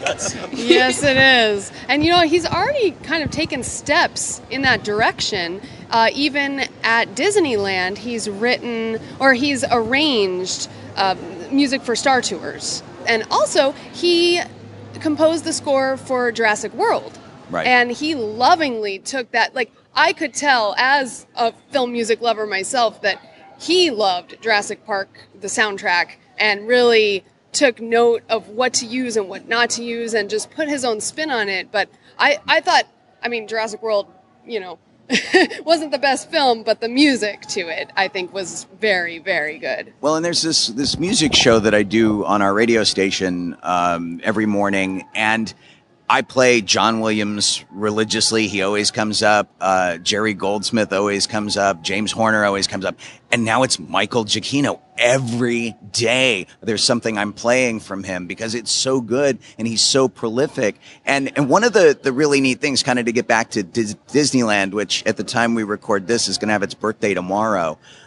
One of the things that's really neat when you first walk into Disneyland, you go down Main Street, now you're hearing Married Life from Up come through the speakers on Main Street, and that's Michael Giacchino, and he's part of that experience now, which is really great.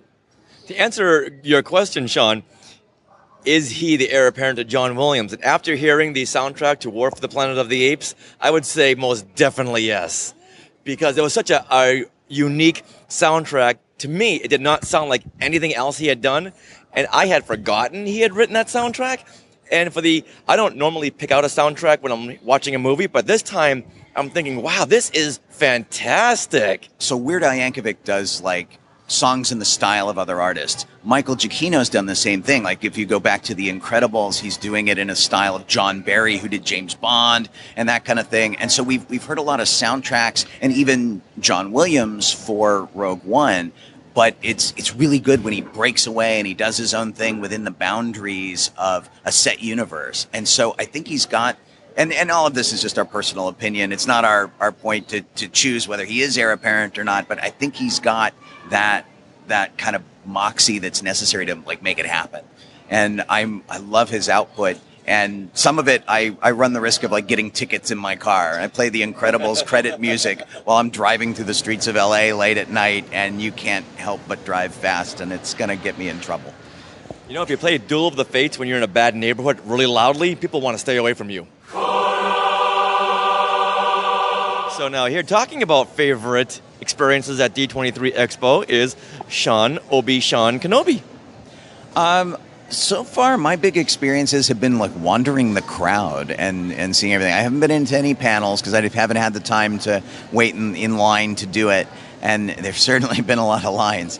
But the Galaxy's Edge Star Wars presentation has been amazing, and being able to see their model, which is a half-inch scale creation of the 14-acre land, and learn exactly what's going to be where, what they can tell us, what they can't tell us, to get the sense of the layout and the scale for everything. And also to learn that from Florida and from Anaheim that the layout's going to be very, very similar. So it piques my interest and the curiosity. The model was amazing. Talking to the Imagineers about it were amazing. And most of my experiences here have all been sort of interpersonal with fans, either talking about that or running into them in the halls, because of course we're in costume. Everything else, like the Legends panels and things like that, I've had to watch them at home on video. But I have to say, in terms of coverage for D23, the things they're releasing on video have been really good. And I've been really impressed with the amount that they're making that available to people who aren't here. Because, of course, they want people to come and buy tickets and experience it, although they've been sold out for the weekend. So I think because of that, them putting everything online and being able to have that experience at home, even though you weren't able to get into the panel, I'm pretty thankful that they did that. And it's a big thumbs up to Disney for making that happen. So you can still participate, be part of it, not be clueless about it when people come up to you and go, oh my gosh, did you see this? It's really good on their behalf to do it. I know you're very good at making or getting people to talk. What did you find out from these people? Well, you know what? Some of these people are actually kind of my friends, and I've done work with them, and there has been a lot of, I'm going to tell you this, but please don't tell anybody else. And so I sort of consider myself under non-disclosure agreement. I wish I could like spill lots of goofy, gutsy stories about what they've been working on. And if the thing that's always kind of exciting is they'll tell you something that they're working on that may not come to pass even, because everything's always changing. And so, someday when the park is open and the land is open, we'll have to compare notes and say, okay, this is what they told me. That would be like a show for a later time. 'Cause I don't want my buddies to lose their jobs. But if you were to reveal something, what would it be? I've had a few people talk to me about some of the rides that they haven't really been able to dish on publicly, and I really, really want to do these things, because sometimes you look at a ride and go, oh yeah, that'll be fun, and then sometimes if it comes to pass the way I've been told, it's really super immersive, and that in a way that Disney hasn't really done before, and so just to kind of sidetrack a little bit. Disney always tries to give you these little unusual experiences that are different from what anybody else does. And like, as much as I enjoy Universal Studios, most of their rides can be boiled down to several things. They put you in a car, they shake you around, you probably wear 3D glasses. At some point in the ride, they throw you over a cliff and they get you wet. All of these things are elements to rides at Universal Studios. Disney, on the other hand, really tries to mix it up, and they really try to push the envelope. And if some of the things that I've heard happen, it's going to be amazing. It's going to be really sort of very, very different. And we're never going to get on these things because the lines are going to be way too long. Now, speaking of Galaxy's Edge, Donald, what did you think about this? The name. Let's start with the name. What did you think about the name? Well, I learned about the name kind of in passing. I saw it on Facebook. I think it looks great. The model is huge, so I can't even imagine what it's going to look like when you get there.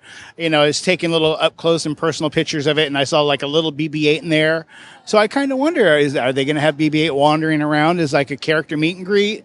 You never know. I mean, but it looks beautiful. I'm excited to see what happens. And once they open it, we'll make plans to come down and check it out and see what they have in store for us. So at what point will we stop calling it Star Wars Land and now start calling it Galaxy's Edge? Never. Yeah. Never, ever. It's always going to be Star Wars Land. Yeah. Well, officially, it's Star Wars Galaxy's Edge. Well, but like Downtown Disney, for example, the Downtown Disney District, I still call it Disney Walk because it came after City Walk. And, you get in these habits and it never changes. It'll always be Star Wars Land because everything else has a land appendage to it. Why not Star Wars? But, officially, we'll call it Galaxy's Edge, and we'll be good kids for the most part. All right, Jen Urso, tell me your name again. Anya? Anya. All right, what did you think about Galaxy's Edge? I actually haven't walked in yet, so I'm really excited to go walk in. What I used to be a cast member. What they were saying is what you said. That it's going to be a more immersive experience where they're going to be special sort of reactions that are catered to each person who is, say, interacting on the ride or interacting with like a face character or a creature, and they're going to be recorded in some fashion. So these creatures and these people will have memory and recollection of you. So if you set up any kind of negative experience or negative effects with them, they'll remember that, and you'll get a different journey in the land as opposed to, say, someone who is going to take more of a good stance with them. You can do a different interaction with them throughout the entire land. So that's going to be really exciting to log, because I'm very interested of being the rebel spy, but also not pissing off the Empire, or just just going to be very interesting to always see how your interactions are going to play out and how they will interpret it. And then maybe see your log, like, have I been good today? No, I have not. All right, I need to stray back to the light side, or am I going dark side? I don't know. Like, it'll be really exciting to see when that comes out.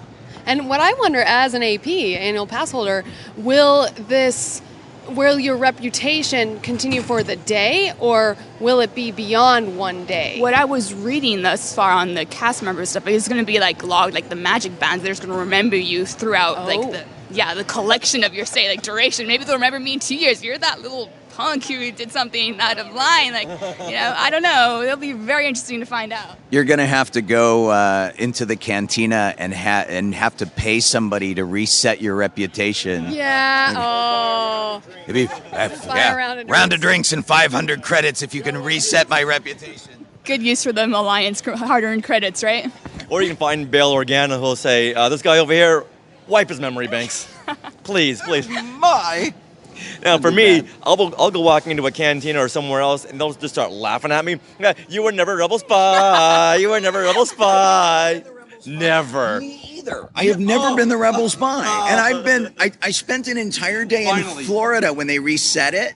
I spent an entire day going and getting all the combinations of Star Tours. I have never been the rebel spy in 3 different Disney parks. That's just blows. I'm glad I'm not alone. No, not at all. And I've said it loud and I've said it proud. And but living 20 minutes away and going to Disney as oftentimes as we do, I would have thought at least by now they would have said, just get a picture of this guy so he'll shut up. Now, Sarah has been Rebel Spy like 23 times. 23 times. And she's been Rebel Spy twice in one day. That's because she flirts with the ride ops. You're doing it wrong. Apparently, that's again. My co-host Jeff Solodano, who dresses as Han Solo, he always gets a Rebel Spy, and it's like, okay, fine, he's better looking than I am, and whatever. So it must be that. All right. Well, have there been any secrets revealed this weekend? Or any surprises that's like, oh, I didn't know that before. Now I'm really, really excited. Okay, I don't know if, and this still relates to Galaxy's Edge, I don't know if this is really true or somebody was pulling my chain, but there's a robot that's cruising around that they're telling me is an autonomous robot without a controller. Because usually like R2 and BB-8 has somebody on a controller, and they are insisting to me, and I don't know why they'd tell a falsehood unless they're just, let's see how many people we can get to believe this. But they say that he's autonomous, like sort of a Roomba. He goes and does his own thing. And I've noticed him cruise around, avoid people. There's a little charging station he pops into. He's not an elaborate looking robot, but his behavior has been pretty consistent. And so if they're doing a test run of this technology here at D23, and they're going to put these droids throughout Galaxy's Edge and let them just wander autonomously, that's going to be really cool. Yeah, his name is Jake, and he's a prototype. They're testing it out here. And he looks like if you put Captain Rex from Star Tours, his head on an R2 body on a Roomba base, that's what you would get. You would get Jake. Now, Natalia, right? Anya. I'm horrible with names. I could see your wheels turning right over there. What do you think?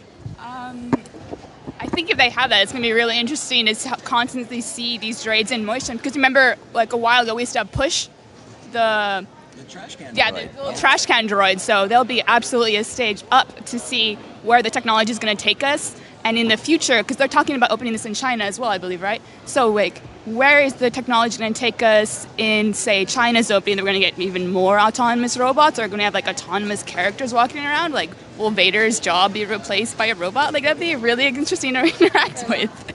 I saw a little bit of it on Facebook. I've never seen it in person. We'll see what happens. It's just Disneyland is known as it is the Magic Kingdom. They make magic happen, and I'm sure that whatever they work on, we're going to be shocked, awed, and surprised. Now, if this droid and droids like it will be autonomous, how can it go anywhere? This place is going to be jammed with people for the next 30 years. How can it roam anywhere? Well, I mean, in a logical world, they're going to have a handler just keeping track of it and things like that, as any character that wanders the park and will get mobbed. And you certainly want to prevent abuse. Somebody built a robot and set him on the side of the road, and he was a hitchhiking robot. And so they recorded all of his movements and whatnot. And the idea was you would find him, you would pick him up, you would put him in your car, drive him somewhere, drop him off, and he would continue his road trip until these guys found him and picked him up. And so they put him in other countries, and the other countries, so he made his way, across the Scandinavian countries, across Germany, and then they put him in the United States, and within 3 days he was vandalized and beat up. So that says a lot about us, I think, here in the United States. And I think anything in the park will have to have people to prevent people from being mean to him. So I'm sure there'll be secret handlers kind of watching. But if no one has to sit there with a remote control, that kind of leaves it open for a very different kind of performance from a character. And I'm really interested to see how that works out.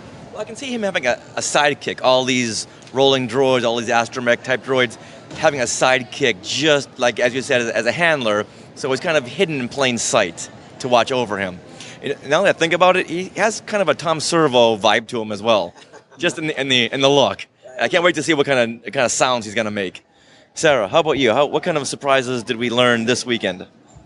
All right, so surprises we learned this. Well, honestly, that Disney Parks and Resorts panel was insane in the amount of info we got, and one of the surprises was it was rumored, but we got confirmation of a new hotel that would be a Star Wars immersion. And basically what this seems to me is like a Disney cruise, only you're going to a hotel that's in one place, and that's going to take you into the Star Wars universe. So, and it's probably going to be priced similar to a Disney cruise, I would assume, which is very high, but it will give you that immersive experience. And the most surprising detail about that was the fact that you would be able to dress up as part of the characters. Now, will this be for adults as well as kids to dress up? Because I know as an adult, I'm going to want to dress up. Jen over here is going to want to dress up. Obi-Shawn, Richard, of course.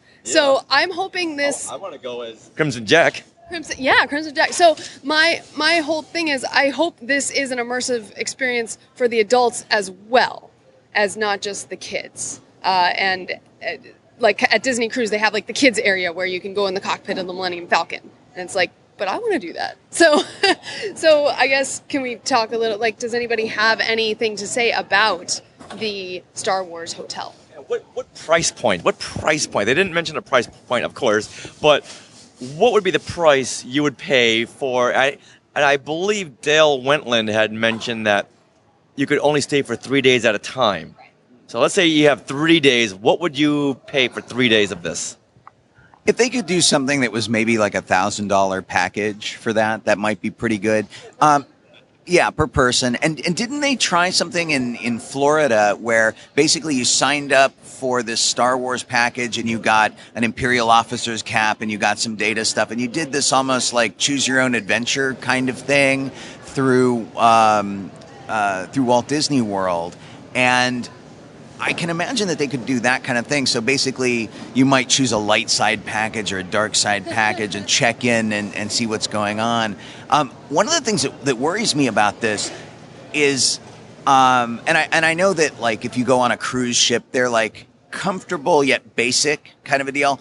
And Star Wars, on the whole, is not a really comfortable looking universe. So how luxury can they get and still keep it Star Wars? Because like even going back to Padme's rooms and things in the prequel series, they're pretty, but they're squalid, and they don't look like a place you'd really want to spend any amount of time or live in. So I'm worried about that. I'm like, how are they going to make the Star Wars universe luxurious and comfortable?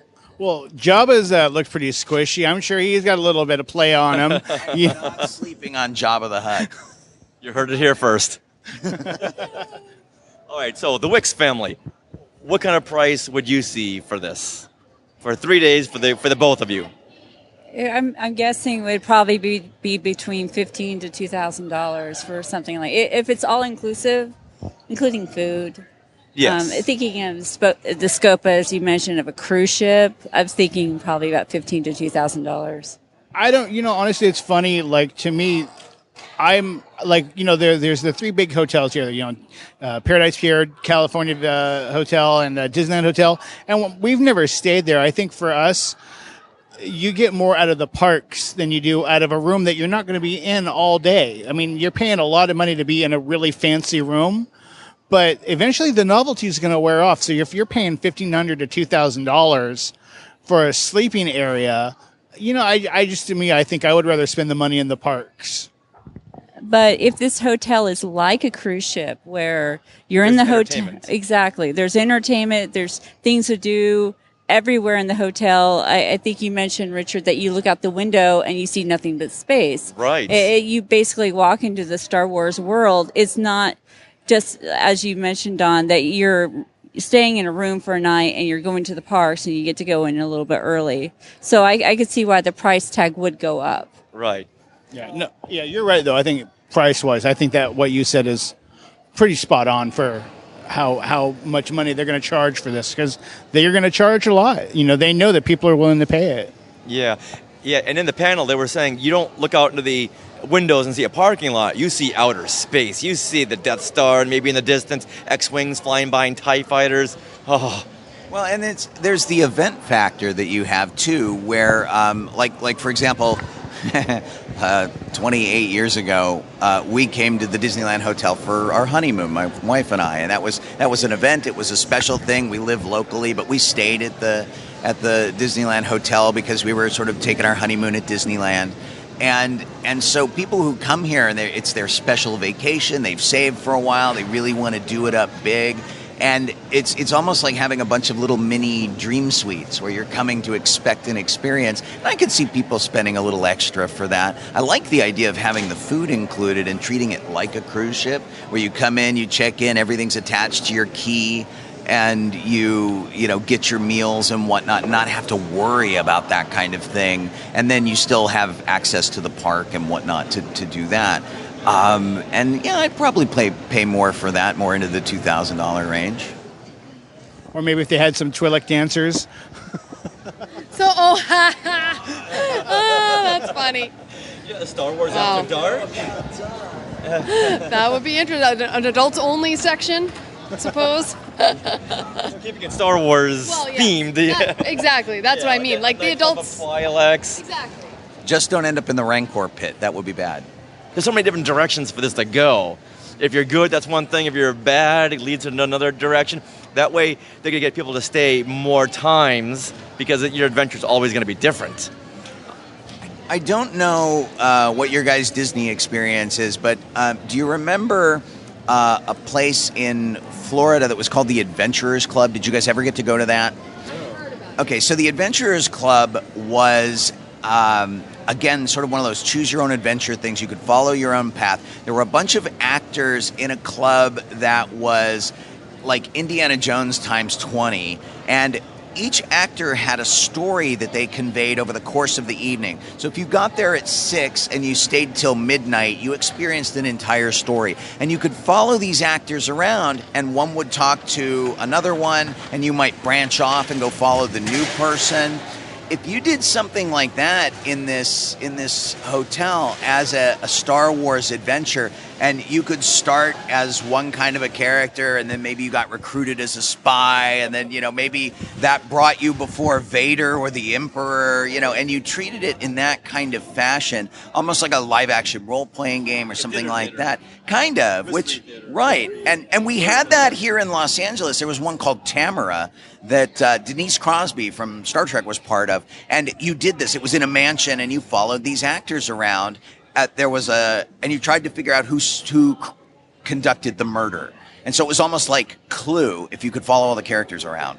And it was really tremendous, and the experience was different every time you did it. If they could bring that to this hotel in a Star Wars fashion, that would be incredible, so that whatever you sign up as a character and you say, okay, I am a rebel spy, or I'm a pilot, or I'm a this, or I'm a that, and events change the course of your experience there, that would be incredible. And especially if you could tie it in with the Galaxy's Edge and that Magic Band thing that Anya was talking about, that would be really great. Did they announce where this hotel will be? Walt Disney World in Orlando. Okay. Where they have room to build. You mean they got to tear down a swamp to build this? Whereas here they got to tear down a couple of Starbucks. Well, yeah. Here they'd have to lose some motels. It'd be kind of bad. But kind of as a side thing, there's a Star Trek hotel that they'd been planning for years and years. We never quite saw it, even though it was beautiful and we had all this stuff. So I have my fingers crossed that Disney can really bring this to bear, because we've been promised this before and we haven't seen it, and I really want to have this experience. So I think the other one was Paramount, and they were kind of iffy on it. I really think Disney can pull it off. Dreams can come true here at Disney. There you go. Thank you, everyone, for joining us today. We really appreciate it. Do you have any place, if our Skywalkers want to follow you, please let us know where you're from. Obi-Shawn Crosby, you can find me on KryptonRadio.com. I have a music show from 9 to 11 Pacific time every morning that we play lots of Michael Giacchino and John Williams and all that kind of stuff. And then we have Docking Bay 94 on Thursday nights, which is our pop culture show where we talk about the week's happenings in sci-fi. And that's KryptonRadio.com. So I'm not really into social media that much, but I guess they would be on Instagram at Anya Flowers, SS, like George R. Martin. Obviously, if this started with the Rebel Legion, so if you're interested in learning about the Rebel Legion or interested in joining, you can find www.rebellegion.com. They're on Instagram, they're on Facebook, they're on Twitter. Myself personally, you can find me. I have 2 Twitters. My personal Twitter is @RenTheJedi, and then I also made a Twitter for Jack Porkins called Real Jack Porkins, and it's more for fun, food-related tweets on occasion. But yeah, that's how you can contact me if you're interested. So Rebel Legion, EndorBase.org, and Ren the Jedi, and Real Jack Porkins. This is Roxanne Wicks. If you'd like to reach out to me, just contact Don, and he'll let me know. Thank you. I'm her screener, so. Yes, he is. Thank you. At Disney, we call them handlers. All right, thank you, everyone. Thank you, everybody. And always remember... Neverland on Alderaan. Or Anaheim. That's this weekend. It's really busy. All right, now, as promised, here is the clip that you had shot, Sarah, from the front row of Tangled, the series panel held on Sunday. That's right. And you're going to hear a moderator asking questions, and then you'll hear Mandy Moore, Zachary Levi, Eden Espinoza, and Jeremy Jordan. And then you'll also hear a male voice now and then. He's not as familiar, and that is the show creator Chris Sonnenberg, who's talking about recording with the actors. So here you are. Enjoy 15 minutes of the Tangled, the series panel. I mean, this was an opportunity we couldn't pass up. I think if we're being perfectly honest, Zach and I both had a little bit of trepidation venturing back into this territory just because... No. Well, initially we're like, where does this story go? How do we find ourselves back in these shoes? Or lack thereof. Or lack thereof. I'm super smart. But we were obviously convinced, and here we are. I mean, it was kind of a no-brainer, especially because I felt like we were really a team in making the decision together. It's like I wouldn't have done it if Zach didn't want to do it, and perhaps vice versa. No, I definitely would have done it without you. That's not true. That's not true. No, essentially what had happened was that Chris and the team were hard at work in putting this thing together, but to your credit, to the entire team's credit, and to Disney's credit, you guys really, at least what they told us was, we don't want to do it unless we have you and Mandy. That's probably not true. Ultimately, you still would have done it. It would have been a great show. It wouldn't have been as good. But what you guys did was you really included us very early on in the conversation, and you allowed us to weigh in on how we felt about what the story that was being presented and how all that tied together and how that affected your character and my character. And you really listened to us and you collaborated with us on that. And that was very crucial for me, I think also for Mandy. And ultimately, that's kind of shows a lot of respect and thought in that, you guys were kind of the newcomers to the whole situation. We were the only 2 carryovers from the film and the creative team, because Nathan and Byron and everybody else who had directed the film and Vogelman, all that team had moved on and winning Emmys and all those types of things. But ultimately, for us to be able to kind of weigh in and say, hey, these are our thoughts. This is what we love. This is what our concerns were, and you guys heard us and you adapted to that, and now we get to keep being Flynn and Rapunzel. Yeah, and I think otherwise we sort of thought, well, that was the beginning and end of our story as Eugene and Rapunzel. So it's beautiful to see and hear how their life sort of expands outside of what we know from the film and the short.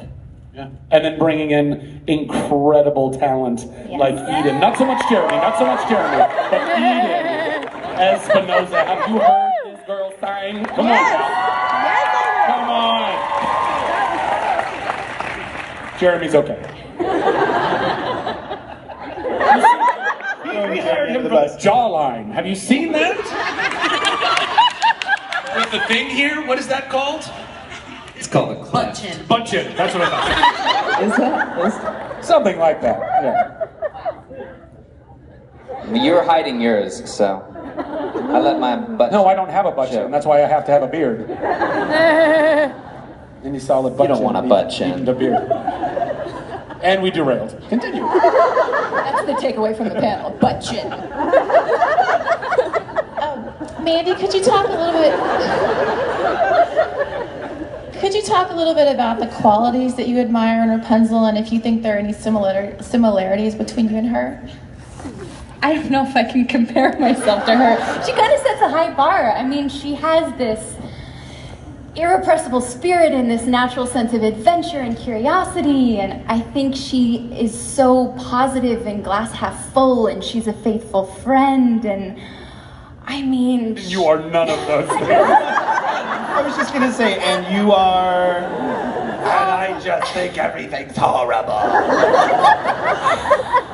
I find her to be inspiring, but it's hard to compare yourself to her. She really does set the bar. I'll do it. She is when she comes in to record, No, she is every Chris. bit the character.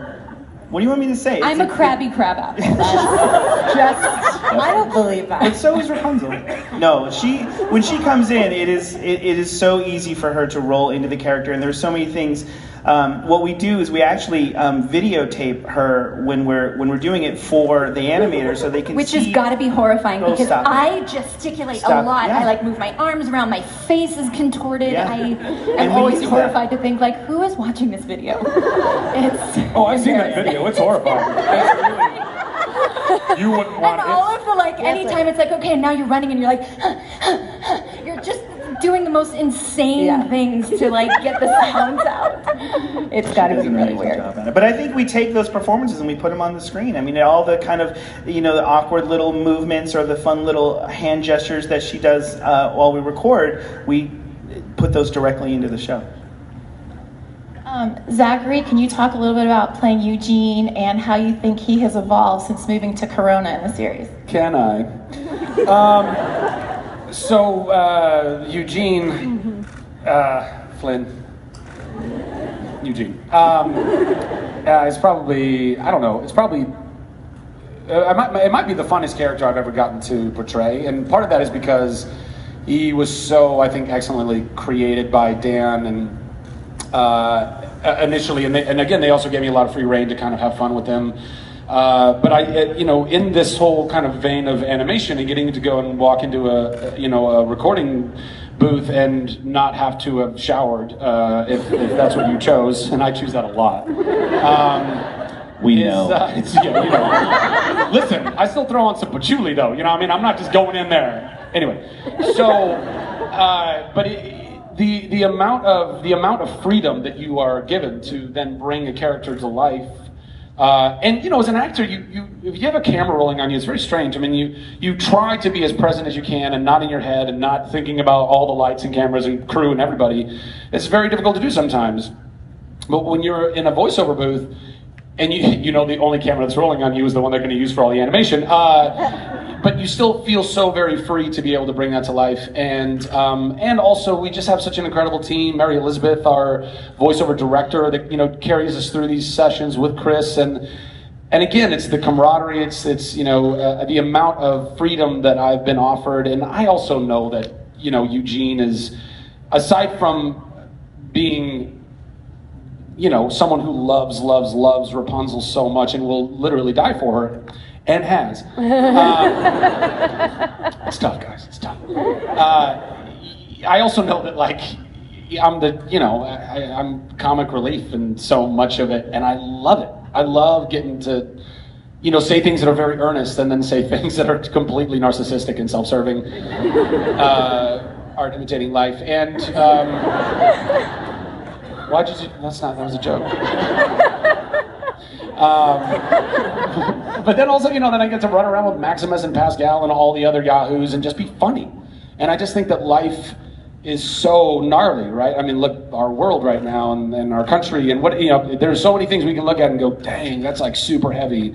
And to be able to play a character that just gets to make people laugh on a regular basis, whether they're children or the parents of the children that are watching Tangled. And, I ran into Josh Gad yesterday, and he was talking to, he was with his kids, and he was like, man, we watch the series on the regular, and we love it so much, and it's so fun. And I, aside from the fact that I love that Olaf is talking about how much he likes the show, I love that adults and children, and this is what Disney has a tradition of doing, is creating entertainment that really is for everyone, because it speaks to the child in all of us. And I think that we were given such an incredible gift with the film, and now Chris and the team have continued that on.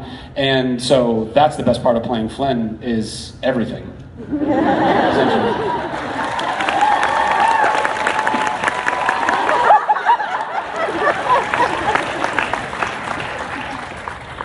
Eden, we're in a room full of Disney fans, me included, but maybe not as big as you are. Can you talk a little bit about your Disney history and what playing the role of Cassandra means to you? Yeah, I grew up in Anaheim, and you know, I had family members who worked at the park. My uncle was a kid at the Kingdom back in the day. My second cousin still works at the park in entertainment. And so I grew up like coming to the park and going backstage, and the only thing I ever wanted to do was work at Disneyland in entertainment. And there we go, Pocahontas. And you know, I ended up doing that, and then I was like, I want to be the voice in the sky, and I was fortunate enough to be asked to record Magical, that played every summer for 5 years, and then the last one was like, I just want to voice a character for Disney, and you know, and I had auditioned for Rapunzel, but when I went to see the movie, and then I heard that Mandy Moore got it, and she doesn't know this because we just met today, but like I've been a huge fan of hers. Like, I'm missing you like candy. I mean, I know all the songs, I've seen all the movies, huge fan. So when I found out that it was Mandy, I was like, oh my God, that's so perfect. You know, I auditioned for Frozen. We all know what happened with that one. Did y'all just hear that tongue click right now? So when this came along, and I've done a lot of voiceover work before, but when this came along, it was honestly the first audition experience or voiceover where I was actually my own voice, where I didn't have to like alter it at all. And so it was like really dream come true, but also full circle moment, just because I had auditioned for the movie, and now getting to be like a character in the series is just super cool. So I'm a total Disney nerd, Disney girl through and through. It's an honor and a privilege and nothing but a dream come true for me. Once I saw Eden's, there was a video of her that we had seen. Shane Prigmore. What? Are you going to show your screensaver? Oh yeah. Can you guys get a tight on this? This is my actual screensaver right now. Hold on. Can we get a shot of that? That is actually her as Pocahontas. It's me as Pocahontas. I love this is my everything. His Eden as Pocahontas. Pocahontas was the first movie I worked on, so working on Pocahontas and then working with her is some kind of circle. But when I heard Eden's voice and saw like a video that was on YouTube, the character of Cassandra had lived in kind of this huge idea for so long, but when I saw Eden sing, and that is her. Like the laser just went like exactly who she became solid in my mind when I saw that. It was very. What did that laser sound like again? It was a single beam of light. There was smoke came into the room. It was very dramatic. Laser magic. It's Disney. They have them installed in all the meeting rooms. Jeremy, this is your first time voicing an animated character. Obviously. You're welcome. You guys, he seriously doesn't like that. You should have seen him backstage when Jeremy walked out. He was like, all right. That's not true. I did threaten to leave, but I did not. He's clearly working through some stuff. Just keep laughing for him. He'll love it. It makes him feel good.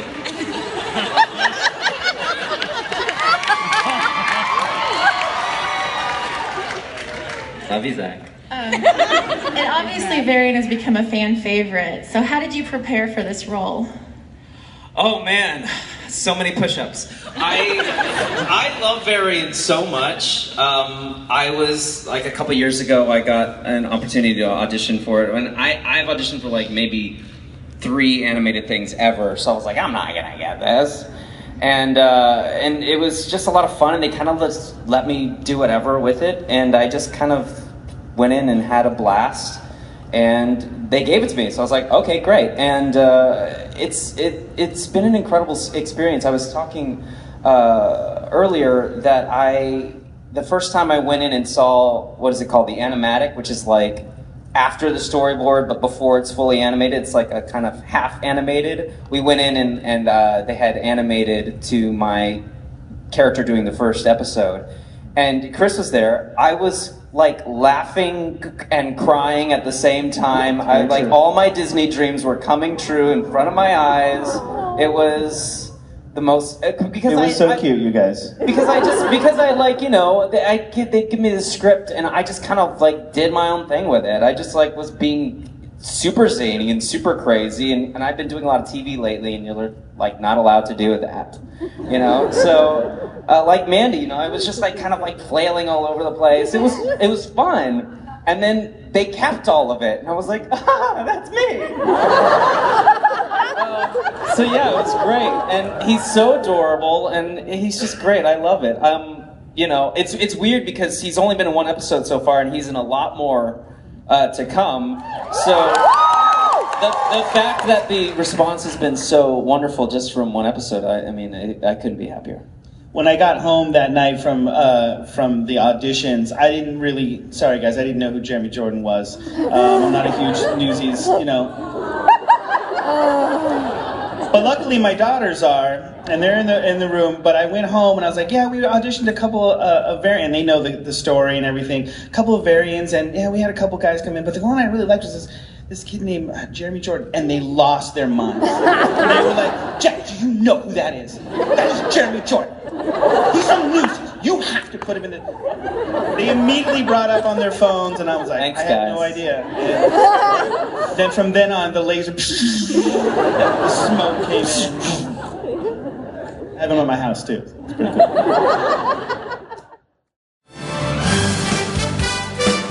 Well, that wraps up part 1 of our D23 Expo coverage. So much fun stuff in there. That's only part 1. So we want to thank Imagineer Chris Beatty, Donald and Roxanne Wicks, Obi-Shawn Crosby, Anya Valdez, and of course all you Skywalkers who listen each and every week. We'd also like to thank the Jedi News team, who we're also representing at D23 Expo. Now, if anyone wants to reach out on social media, Sarah, what do they do? Well, they can find us. We are at Skywalking Pod on Twitter and Instagram. And you can also join our Facebook group and make friends with other Skywalkers and meet other Skywalkers that way. So check out Facebook and search for Skywalking Through Neverland group. You can also email us. We are share@skywalkingthroughneverland.com. And also on YouTube, we have a ton of video from D23 Expo, including an Alan Menken concert, which I have just uploaded to YouTube, and it should be hopefully live now. Well, hopefully. Okay, so hopefully that's up. But there's a lot of fun things. In fact, I've created a whole playlist for D23 Expo 2017. So head to our YouTube channel, Skywalking Through Neverland, and check that out. And hopefully all the Skywalkers will always remember... Neverland on Alderaan. Some imagination, huh?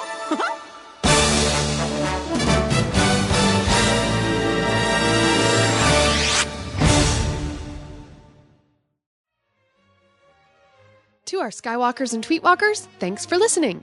Skywalking Through Neverland is created and produced by Richard and Sarah Woloski. Original music by Rob Dellinger. Creative consultant Mark Augushowitz. Technical advisor Peter Heitman. Facebook administrators Donald Wicks, Joey Pittman, and Norma Heitman. Skywalking Through Neverland is intended for entertainment and information purposes only. Any sounds, music, and clips played during this podcast are the property of their copyright holders. All original content is property of Skywalking Through Neverland, all rights reserved. Sorry, had to be said. This is what you can... Bleh. I don't know. Hey, Chris Marino, while you're with us, can you look up Mary Poppins Returns release date? When does Mary Poppins Returns come out? When does Mary Poppins Returns come out? Chris is on it. I know he's on it. Well, she doesn't know. But you know what? Chris is on the case. Teresa's gonna go watch Downton Abbey and not our show? Figures. Oh my gosh. She and her penguins. Isn't Downtown Abbey one of those Muppet shows full of penguins? No. Downton Abbey. No, I think Downtown Abbey is that show full of Muppet penguins. I don't know what Downtown Abbey is. Let's go around and just quickly say what our favorite Michael Giacchino soundtrack is. All right, Donald, do you want to start us off? And why? Okay, well, obviously, to me, it's Rogue One because it sounds like John Williams so much. It has his heart and soul in it, and the soundtrack tells as much of a story as the movie did, and I think that that's one thing that is the most obvious thing about John Williams is he is a storyteller with his music, and Giacchino is a storyteller. And I love Rogue One. I love the feeling of you can hear like little bits of Han Solo and Leia's love theme when it's Cassian and Jyn. And you can hear it and the essence is there, but it's a different song, but it still gives you those same feelings. And that one makes me feel the most. Okay. Yeah. And we haven't heard from Roxanne. Roxanne, what do you think? Does it have to be a Disney? No, anything by Michael Giacchino. And once again, this is Roxanne Wicks, Donald's wife. And we've heard on Skywalking before. Once or twice. I'm thinking it would either be Lost or Up. Lost just because I love the show, and the music makes the show. And I didn't know that he wrote the music until probably this weekend. All right. So, okay. But that would be my selection. All right. Sarah? Well, I love the music from Star Trek 2009, and just the opening to that, which is the horn solo. Like, I was in the theater, and I think that like made me fall in love with the film right away. It's just the opening and the horn solo, and then you're like, bam, right into the movie. So, Star Trek 2009 for me. All right. I'm going to say Rogue One, surprise, surprise, just because he had that hurdle of appeasing the Star Wars fans who had their arms folded and said, okay, you got some big shoes to fill, mister. Go right ahead. And he did it very, very successfully. And that scene in the end of the battle over Scarif when the two Star Destroyers are colliding and barreling down on Scarif, where you just hear the very Star Trek-ish, motif.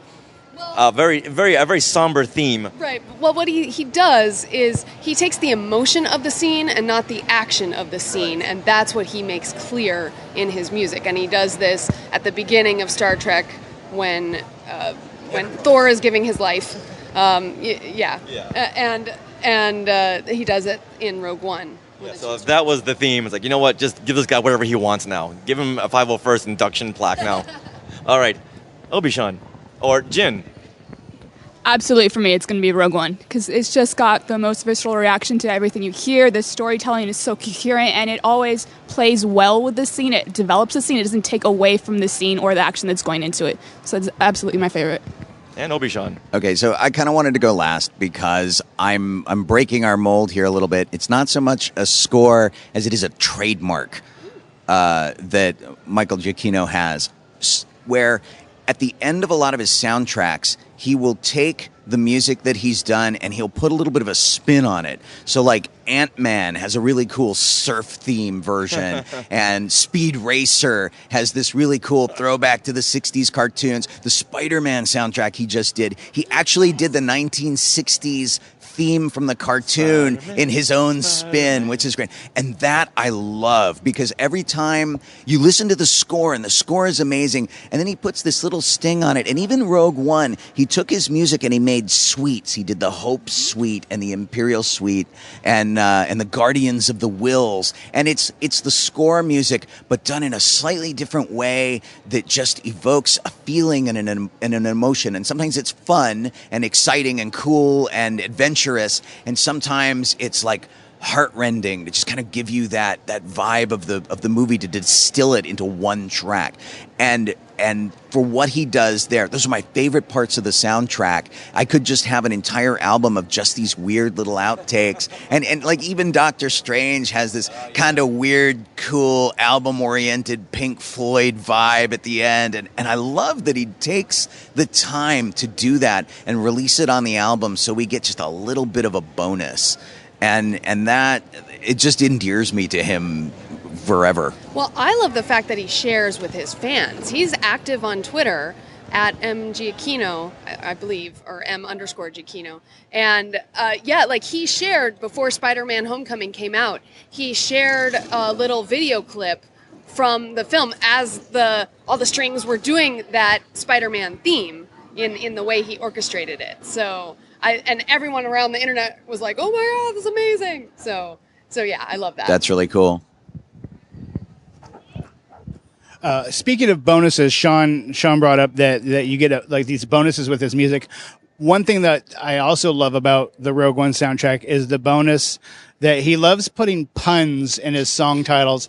And if you've ever opened up the soundtrack for Rogue One, that gift to his fans of all these really funny puns for his songs. You know, he's got the track listing, and then there's the other track listing. And like on my phone, I have the Rogue One soundtrack. I went through and edited all the song titles and put his pun titles in there. So, like a chronic condition, I think is one of them. It's he's a genius. He really is. He's on his own level. He's brilliant. Most likely, I'll cut this part out. But right now, Kevin Kiner is saying, "I was so close. I was so close."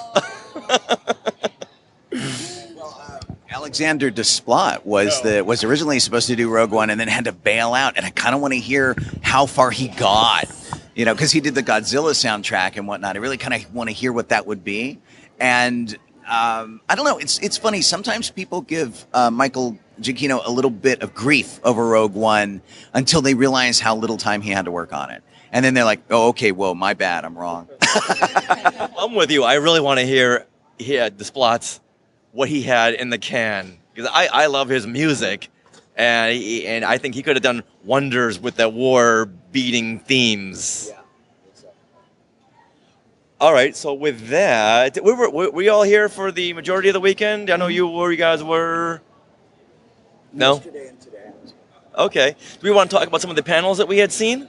I've seen 0 panels. Oh, experience. Okay, yeah. Okay. All right. Does that sound, you guys? I'll be last. All right. And hopefully all the Skywalkers will always remember. I like mine better. All right. I'm going to change it. You're getting tired and very punchy.